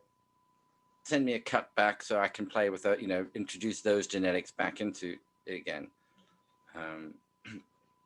They can make it nice, legal and freely available to do it. And just know, ChemDog Herms, Cookies Herm. If you're playing with this shit, it's gonna fucking herm at some point in the line.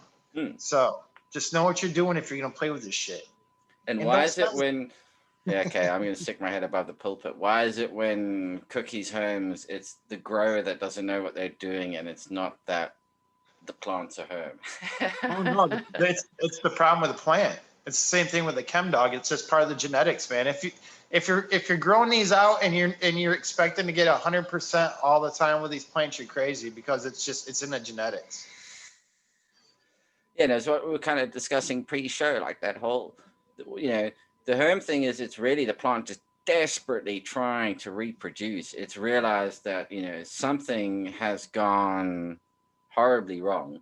Well, not horribly wrong, but the conditions aren't optimal anymore for its survival, and it hasn't been able to reproduce yet. So now it forces itself to do that. And some plants are a little bit more sensitive to those kind of fluctuations. They're a little bit too quick to get off the mark to reproduce themselves. And so it's always there, as you say, the trait's always there. It's just some are really difficult to trigger it. They're much more resilient to abuse, and others are a little bit more snowflakey. And it's funny how it works, because like I grew out three plants of the ChemDog cross, and I ended up with 4 seeds. And 3 plants, it's like, okay, if something hermed, you expect a little bit more. It wasn't like a little seed. It was like I had 4 really nice seeds, and that was it. So it wasn't like a full herm or even like where you got little immature seeds all the way through your plant. I was like, no, I had 4 really nice mature seeds, and that was it. Yeah. So it's just funny how this shit works sometimes. It's just like it has to push out. It has to push out a little bit. And that shit be hiding on you. Like, you don't see where it herms at. You just be trimming it, all of a sudden it's like, the fuck? Hold on, man. I checked this plant. Yeah, you be mad as shit at yourself because you didn't went over your mind. Like, where did it herm from? Where did this really come from? And sometimes it's deep in those buds, man, that it'll happen. And that's actually kind of what you're hoping for. The best case scenario is it happens deep inside the bud, and that's why you only get 4 seeds, because that's all it managed to do, And I almost sometimes think, those 4 seeds are worth a pop. See what happens. It's not always a bad thing, No. I think if the whole plant has gone to seed, if like the whole thing went, oh shit, and hermed, that's a very different scenario to 4 seeds appearing in the plant when the whole plant didn't kick over. It was like its last cry attempt. Like, I'll do something here. I think those 4 are like the ones to keep. I mean, I know the Mystery Grower had that scenario with the one that they do, the Pete's Poison one that they do, and they've never had a herm on them again. But it was a result of a herm at one point and another 4 seeds turning up out of nowhere. Right. But is that just straight? I mean, I don't know if you know, but I mean, if you could ask him, but I mean, has it been ran as a clone every time since that initial seed was popped from that? Yeah. Or has there been more seeds than just the one popped? All 4 seeds were popped and one was kept. All 4 came out the same from what I was told. Okay. And then one was kept. And that has been run as a cut for 6 years. Okay. And it's never done it again. So the one out of the 4 that you chose was herm free, and then it's just been and it was randomly selected. There was no the other 3 didn't suddenly herm. It was I gather they realized, oh shit, I only had 4. I better get one back, keep one. That fatal mistake so he just chose that one. Yeah. The fatal mistake that everybody makes of, oh shit, didn't take a cut. Bucket. Please, gotcha. veg. Gotcha. But yeah, because I kind of came across that with the plant I run for my wife. I run a CBD 1-to-1 CBD THC plant for my wife's cancer stuff, and I got a 5-pack of seeds. It's great medicine, works great for her. It hits all the notes for it, but it fucking hermed every time. I'd throw out nanners like week 5 and throw out fucking nanners, and it just too many, too much to keep up with. And it would seed it out, and it gets turned into oil, but then you always have to do a separate run. I just have to do a separate run of her plants. I could never put it anywhere near anything else because fucking I knew it was gonna herm out. Well, three out of the first 3 seeds of it I popped all hermed. And so I had 2 more left, and the last 2 have ended up being all right. So I actually ended up keeping a cut of those. But it's kind of nice. But once those cuts are gone, something happens to those cuts, then I got to maybe go back to trying out fucking the waters with the herm seed again. But I did cross it out to try and stabilize it to something else, and that's looking really good. So I just actually harvested a couple of those plants, and it looks good. So we'll see what happens. Who knows? It could not be even close to a 1-1. Yeah. But it looks like it stabilized it out. Both them plants were no herms, no anything. So far they look good. So we'll see what happens. But it's just funny how it pops out here and there. And like you said, just keep it cut when it does come out good. And I think I do think the herm thing is really, it's just every cannabis plant has the potential to do it. I don't think it's something you can breed out. I think you can just make it more and more resilient to it happening. But you stress it on any one of them enough, they'll eventually do it. They'll just go, okay, hang on a second. All right. And that's the thing is I changed my conditions. I changed my feed. I was very aware. So I referred back to what I'd done the last time and changed some things. And I won't say any names, but I actually contacted the breeder to say, hey man, this is what I've ran into. This is, my grow medium, my lights, this is what I used the first round, the second round, fucking gave him, and I got back, it happens. Yeah.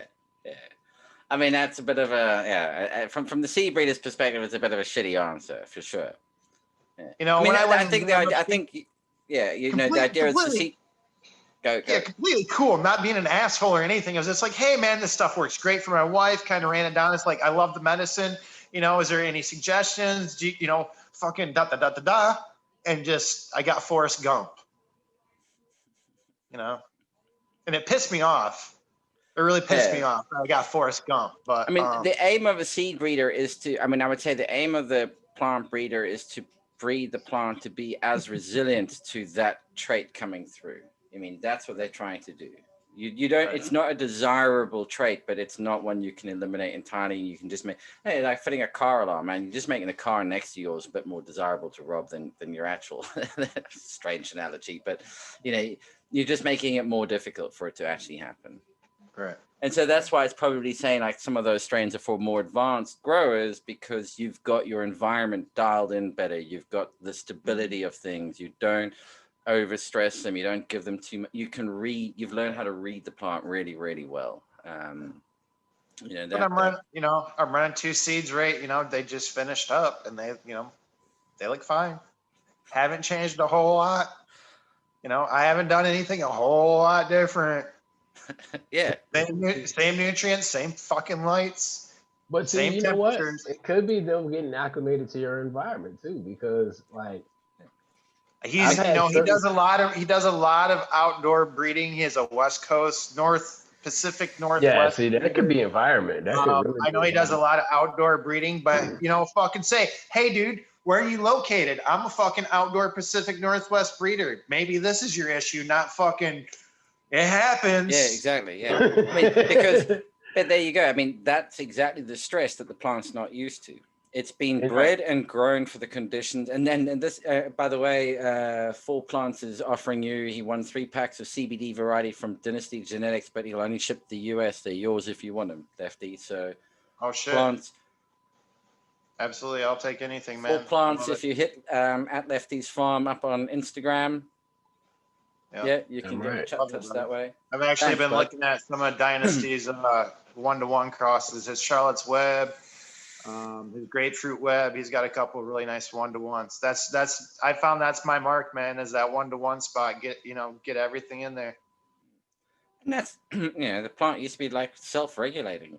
We've thanks to prohibition, we bred the crap out of like the CBD, the antipsychotic bit. We bred that out because everybody just want to get fucked up. Like in prohibition, who wants to drink beer? Give me fucking moonshine and whiskey.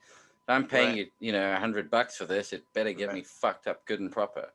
And now we got this battle of trying to breed this shit back in. Right. Some people say a higher CBD, even if it's not 1-to-1, but if I've just got 20% THC and 5% CBD, I get a longer lasting high because of the CBD being in it. It's not so up down and it's over. It's kind of. I know they're finding it in a lot of these old land races, like Coastal Seeds. They found a Panama Red that was just tearing people up, and they tested it and it was like 12, super extremely high CBD and like real low, like 6% THC or something, but it was just like, 2-hitter quitter. And it was almost like 3-to-1 CBD dominant. So a lot of these land races, I mean, it's in there in a lot of these land races. So it'll be interesting to see what people are working some of these land races too nowadays. Yeah. And some of the stuff is not even, some of those land races aren't even really high in THC, but my God, they'll put you on your ass. I mean, there's more to body buzz. The full entourage effect of everything that comes with it. Yeah. Because I was trying out some of my wife's stuff when I got dried out. I was like, I'll try it out. Smells real good, real triked out, looks beautiful, looks just amazing. So rolled it up, smoked the whole joint of it. I'm sitting here, I'm like, I'm not really high, but I went to get up and I'm like, holy shit, my legs were numb. It was just like super tingly, like holy shit. Feels like I've been sitting here for like 6 hours. But yeah, just you get like an extremely crazy body buzz. I'm gonna have to have you guys just hold this for a second. I need to go and grab another liquid refreshment. So I'm gonna be. I can't keep drinking. If I drink much more of this tequila, I'm gonna be fucking Spanish. He's going down. He'll be down for the count, y'all. Yeah. But I can recommend the Single Estate Tequila Ocho from the El Refuego estate. That's it. Back in 2 seconds or so. Hold on.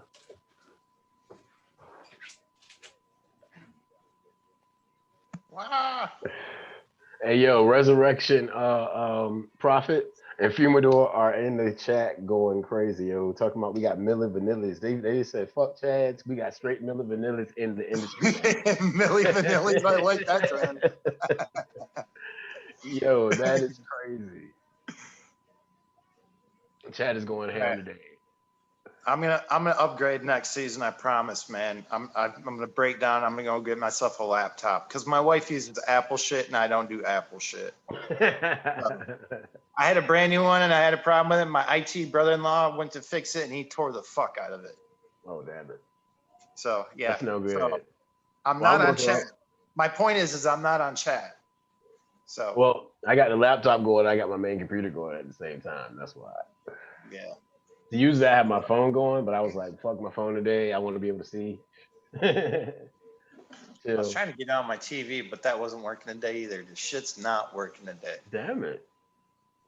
That's all right. Really enough after straining this. My minder's working. Most of the time, my minder isn't even working. My minder isn't working right now. Pete's got to send me his thing so I can get another one. Mine's been just- out though. What is it? A sensor?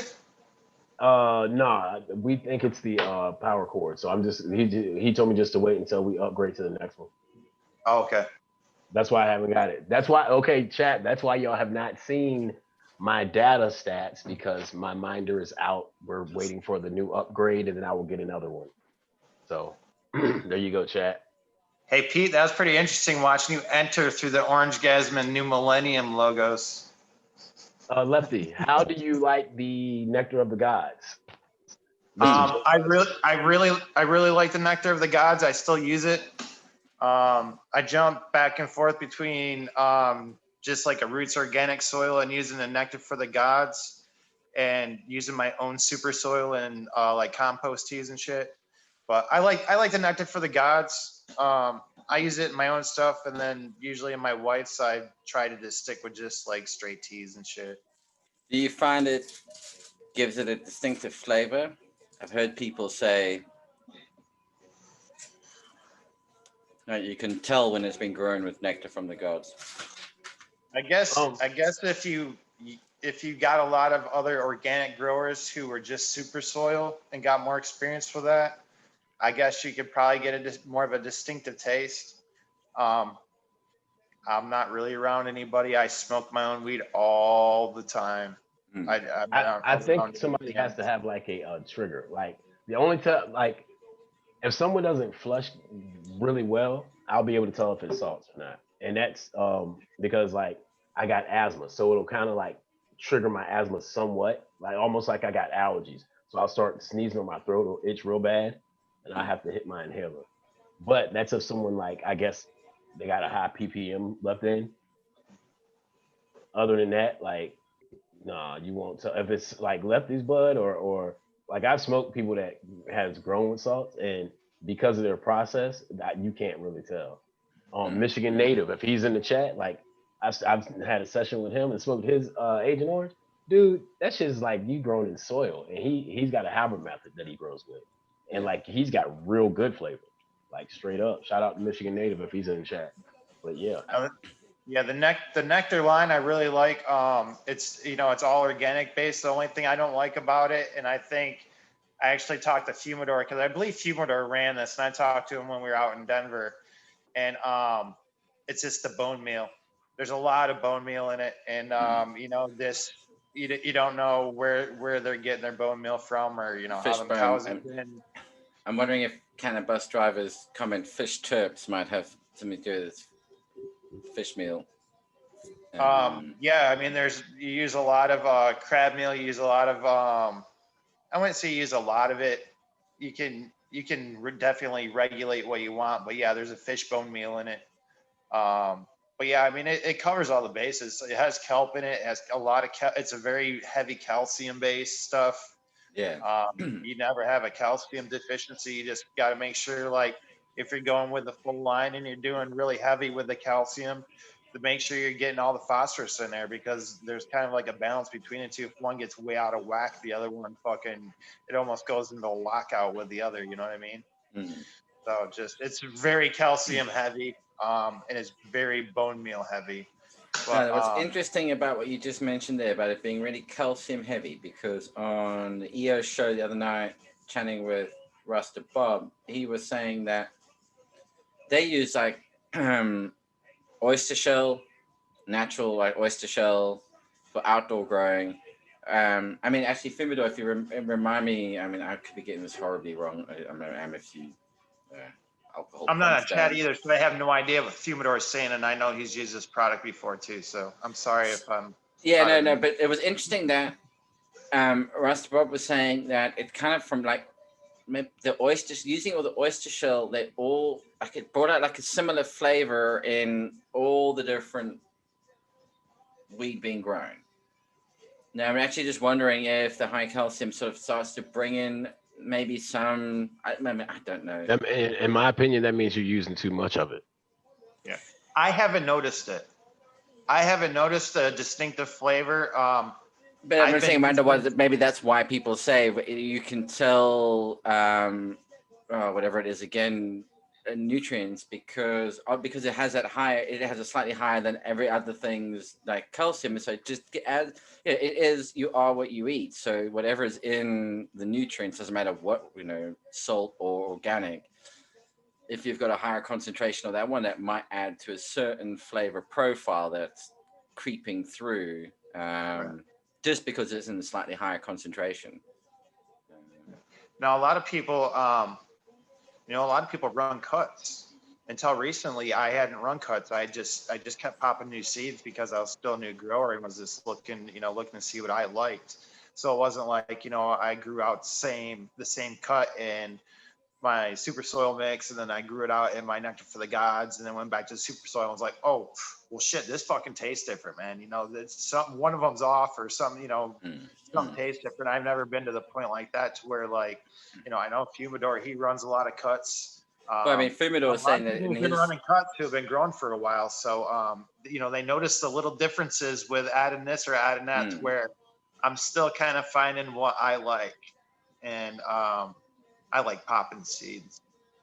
Yeah, I mean, Fumidor was saying that calcium seems to be the key to unlocking flavors. Which, again, you just mentioned a really good point. That it's difficult to learn what's going on unless you grow the same thing over and over and over again. And by the same thing, it's not popping seeds from the same. Like if you go and keep popping Orange Gasm seeds over and over again, you're not growing the same thing over and over again. Yeah. There's three, four phenos. Well, 3 or 4 genotypes at least that we've seen, which are expressing distinctive they've got.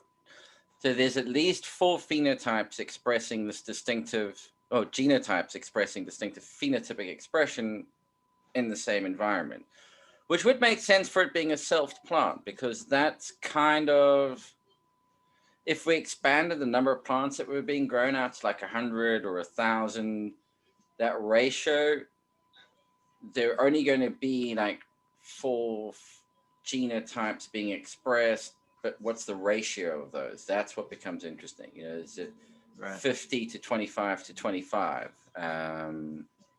or 1 to 3 to 3 to 1? There's all sorts of different ones that allows you to also know how close you are to the parent line, etc., etc. All right. But yeah, what you feed them certainly makes a difference in the flavor. It's just more difficult to do that with organics to get a consistent cross location. That is the beauty of what gives it its uniqueness. What makes from this region, like the Northwest Pacific. Yeah. They've grown, and something for everybody to be aware of when you buy your seeds. Understand that they were grown for the breeder's environment. Again, ask the question: how did you grow these things? Where were you? What was it that you did that got this? What do I need to do? Because it was 68 degrees and 65% humidity every day. Oh well, that'd be nice to know. Yeah, a grower from the tropics is going to go, yeah, man, 80% humidity, 35 degrees Celsius, that's how it grows. And you're like, oh shit, I'm doing, 50% humidity and, 25 degrees Celsius. And the plant's not quite doing what I thought it was going to do. It's like, well, yeah, right. You're completely off. And as far as that plant's concerned, it's concerned like, shit, something's wrong, and panics. Yeah.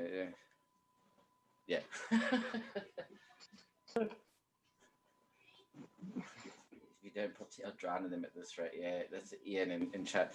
That is the thing. It's like so many seeds, and it is difficult to lock onto one. I don't know.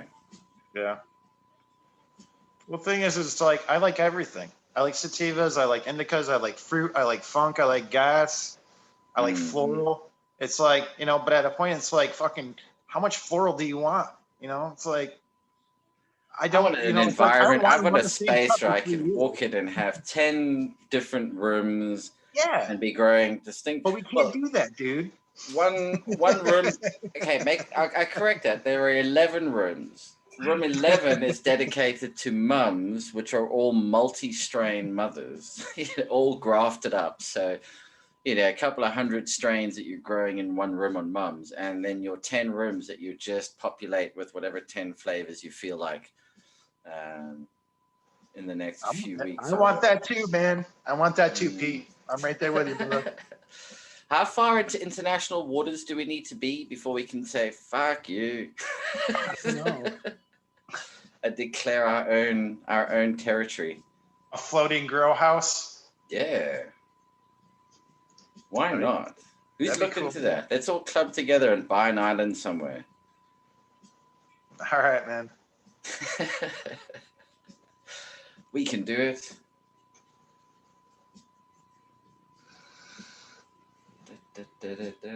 Solar powered. Figure Hey? it out. I said solar powered. We can figure it out, man. We can Yeah. Nice big island in the middle of nowhere. What's Solar up, power. man? Huh? I said, "What's up?" You look like you're about ready to say something crazy.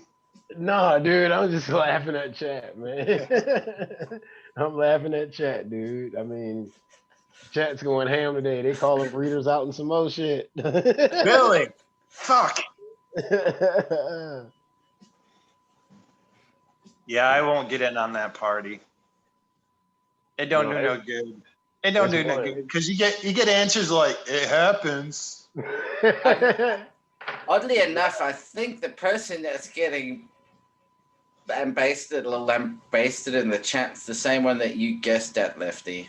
Yeah, pretty much. Yeah. What I guessed that, or the guy that I got beef with?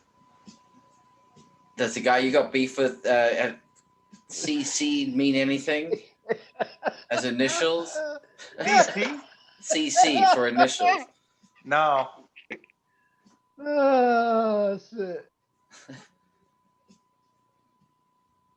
Oh, Jeffrey Epstein's. Yeah, actually, Jeffrey Epstein's island up for sale. Sweet. Comes to the child labor force. Thanks. Actually, what's funny is the guy I have beef with is one of the first guy that Jeff gives props to. Let's put it that way. Yeah. Fuck Copycat, man. Who cares about Copycat? Everybody knows that dude's a fucking jackass. Yeah, that's who they were calling out too. Yeah. Oh shit. I mean, And if you're the taking Steelers. other people's shit and you're straight up fucking S1 in it and making filial generations from there, fuck that dude, man. Dude, you can't be doing that. I It's mean, not cool, I don't even man. know why people got a backdoor call that shit. It's just like, dude, the guy's a fucking dick. Well, a lot of inexperienced people don't understand. That's not cool. Like represent, It's like just if not you're gonna cool, support the breeders, man. They're the ones that's doing the work, putting it in. It's really, It's doing just, it yeah, correctly. it's just not At cool. least It's just not cool. Support stuff to do. breeders that know their shit. Ask questions, please. If you want to really buy someone's pack of seeds, ask them questions. And when you know, see on the back of that pack of seeds, when that breeder is trying to, again, to go back to the whole F1 bits and pieces. Now, in the commercial market, in the normal commercial ag market, F1 seeds sell for a lot more than heirloom or any others.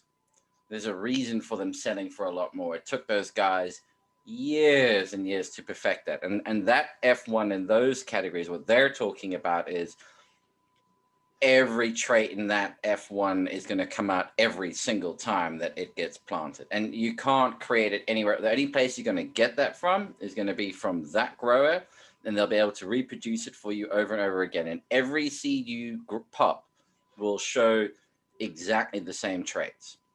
As soon as you cross two of those, it's all over. Game up, it'll be anything happens. And you will almost never be able to reproduce that F1 no matter how many times you try and back cross it, because you'll never have the parents. So when you buy a packet of seeds and they're trying to hit you up for $200 for a packet of F1s, start asking some serious questions. You're not just, the packet that's sitting next to it for $50 and they just calling it a cross, which is technically therefore what it is. Pay the $50, you're going to get the same shit that you're paying $200 for an F1. And when they say F2, be prepared for the pheno hunt of your life in terms of the variation that you're going to find. I don't see why I don't understand, and I stand to be corrected. What is the fascination about trying to grow an F2? An F2 is taking two F1s of the same F1s and crossing them with each other. Right. And it's, you're really creating a lot of randomness, and all of your hybrid vigor that you're after is already diluted by one. The F1 generation has the highest hybrid vigor in it because traditionally it should be all the dominant traits from both sides brought together. And that's for a stable, true breeding parents on both sides. And cannabis makes it way more difficult because you've got male and female as separate plants, as opposed to a plant that pollinates itself. And I mean, just there's a lot of bad genetics out there. Just do some homework. yeah, Get to know. I think it's a lot just different genetics out there. Yeah.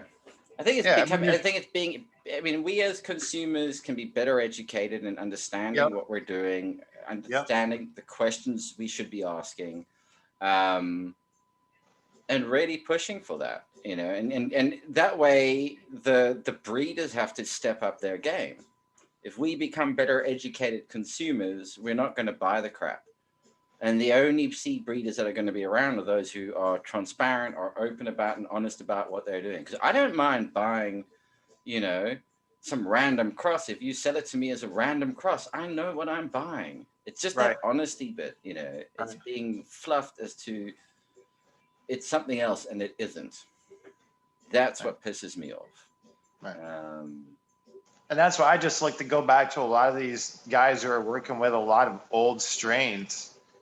Guys like, AK Beans with a lot of his NL strains and Bob Hemphill with a lot of his NL strains. That's the kind of stuff that I'm looking for. It's like, it's Northern Lights. There is no question other than just, what was Northern Lights? It's like, okay, well, this is Sunset Sure by Crescendo, by Runts, it's like, dude, you just gave me like 42 freaking parents. Yeah. So just give me like Northern Lights by Northern Lights 2 and fucking call it a day.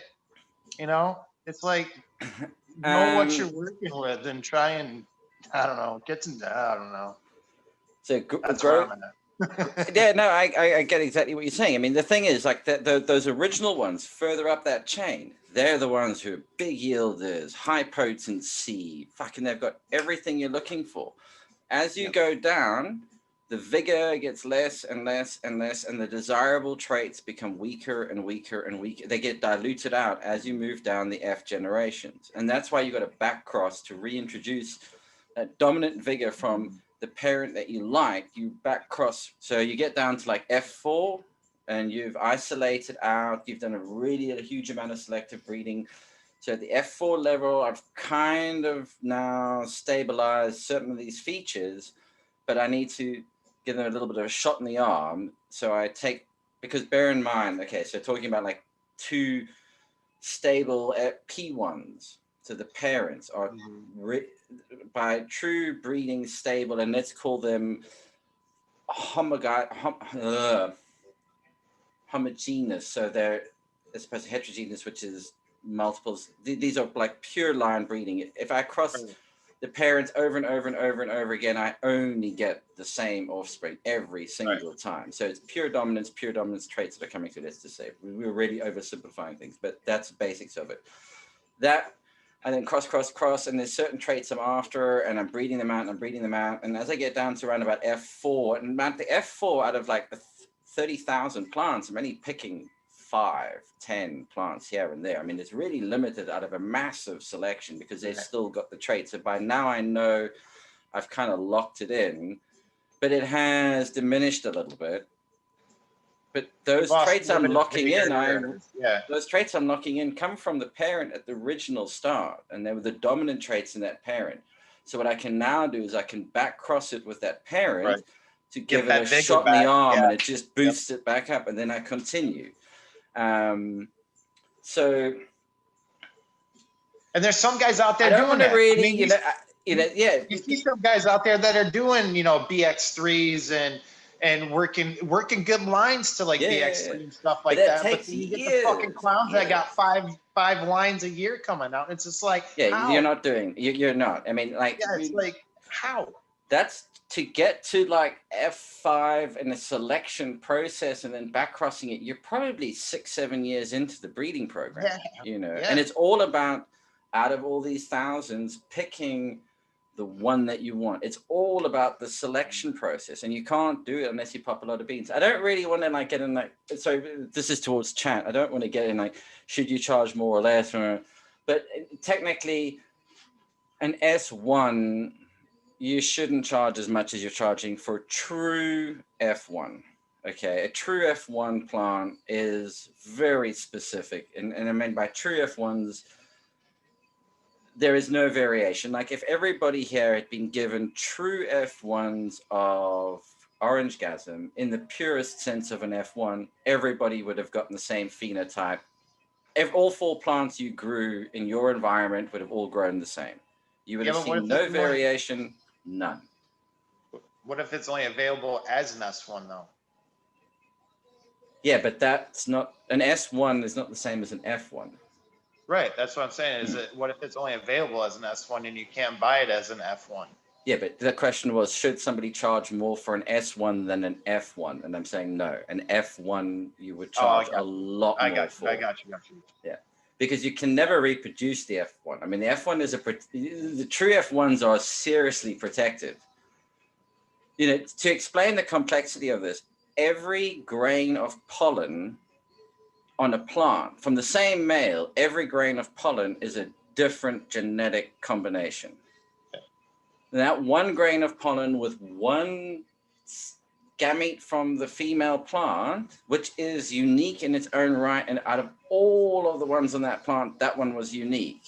So these 2 unique ones create a unique combination of genetic code. Yeah, what are the chances of you reproducing that? To create that very first bit. I mean, it's so that first parent. So you get this parent that has these traits that you like. And now you got to try, so it's work that parent to stabilize and then work the other parent to stabilize it. The catch is for both of those parents, you're having to pick male and females every single time to try and stabilize this line. It's what you might have started off as male on the one parent actually becomes the female parent eventually of the stable line. You know what I mean? Yeah.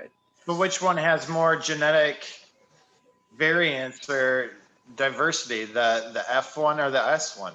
F1 will have the S1. The S1 will have more genetic diversity. The S1, it would almost look like an F2. Okay. It's close. Right. Because you're kind of reopening back up that original almost F1 cross, even though you don't know what that cross was. Yeah, again, it's the way that when you split your chromosomes from 20 to 10, which is happening, even when you're selfing it, where those splits happen, what side the dominant, because the genes are a pair, and what side the pair lands on and what combination that split happens in is random. And so there's so much variation, even in an S1, it's not a perfect split every single time. And therefore, when I join them back together, I get the same thing. It's not the case. I might wind up with 2 recessive bits suddenly becoming on. It's not so much Fumador on the flavors. I wouldn't say it's an unstable line. It's that it's not what they call a true breeding line. As the definition goes, and this is why it comes down to scientific definition, a true breeding line means every time I do it, I get the same thing over and over again. And those are difficult to produce. Now, you can get an F1 of a specific trait. So this is where it gets really muddying the waters and it gets confusing. Because if we talk about pure F1s, where the whole combination of every trait from the two parents is what I've tried to bring together, so I create this like combination of everything. But I might actually say, look, the orange terpene, there's this orange profile. That's the trait I'm trying to draw in. I don't care about any of these others. I don't care about the structure. I don't care about the bud density. I'm after this one specific thing. And if I can breed it so that no matter how many times I cross the parents with each other, I always get the orange coming through, I can say that I've kind of got a stable orange terpene running through this line, but it's the only phenotype that's stable in the line. The rest are all pretty random still. And then I might want to stabilize some of the other phenotypes. And gradually over time, what you end up doing is you might stabilize all of the phenotypic expression that you're interested in. And then that creates this stable gene line, which basically means that all of your traits are either, they're pure recessive traits. And no matter how I cross it, I always get the two recessive genes coming back together because it doesn't have a dominant gene for that trait, or it's all pure dominant genes for that trait. So I never have a recessive gene for it. So I can't introduce a recessive gene. And that way, doesn't matter how I cross it, I'll always come up with the same thing. You know, there's just, but the second I introduce something that's got a dominant and a recessive gene pair, where it's just the dominant one displaying itself, then it can suddenly trip up a recessive pair that you weren't expecting. And that's what makes it so difficult. And that's what makes this in particular such a difficult plant to do it with. It sounds like some of these really old, like super inbred lines that just, when they cross into other things, it takes over everything. Yeah, for instance, because like Deep Chunk. You know, Deep Chunk was like something that was an old Afghan line that Tom Hill got that was worked for probably 100, 200 years in Afghanistan. He got it and he worked it, and it turns everything to Deep Chunk, and Deep Chunk all looks exactly the same and smells exactly the same, and it's like, it's Deep Chunk. Everything's Deep Chunk. So it's interesting how you just kind of work that all out.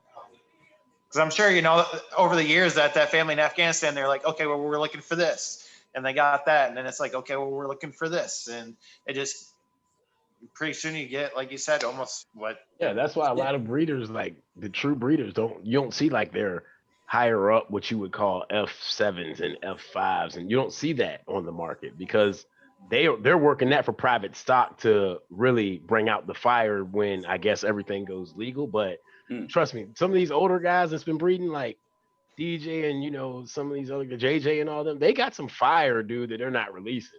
And people who've been doing, I mean, you talk about, let's say like the Redneck Country Boy who's been doing his little breeding program. He hasn't, the thing is, they actually have the kind of stock that you want to lay your hands on, because that thing has been worked and worked and worked to the point where you haven't had any outside influence coming in. I mean, this is why outdoor open pollination, I'm not calling anything out, but I was watching, the Future Cannabis Project, and the guy was walking around saying, well, I've got this male plant outside and it's just going to open pollinate. It's like, are your neighbors aware of what you're fucking doing?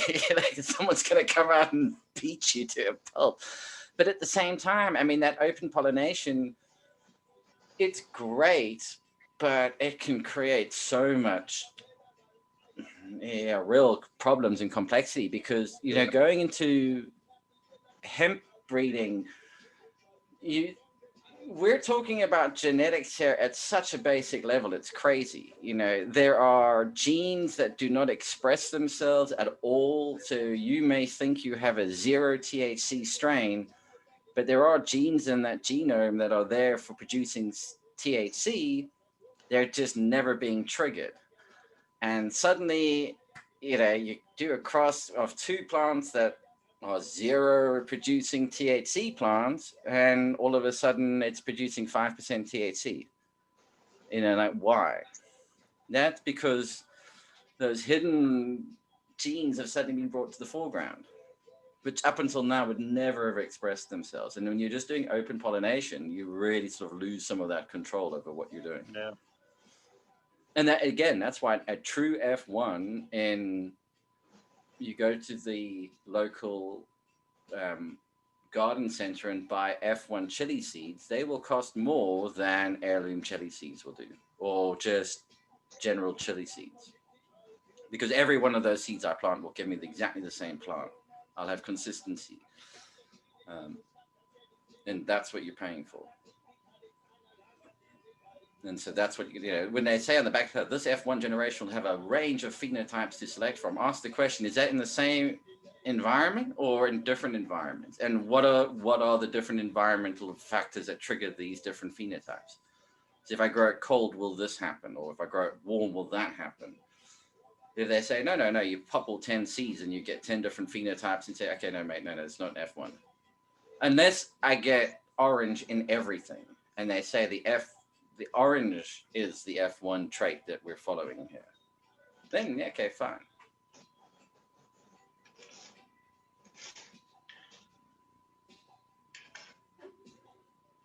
Yeah, I agree with you there. Stuff does become confusing. And that's why I say that book, Marijuana Botany, read it. It's worth it. It's not too technical. I mean, it is what he wrote for his master's, so you've got to appreciate it is a bit academic, but it's not overly heavy. And if you've done any, it's light enough to you can follow it through. The really heavy bits you can just skip over. You don't need to go into detail on them, but it does explain it in good language.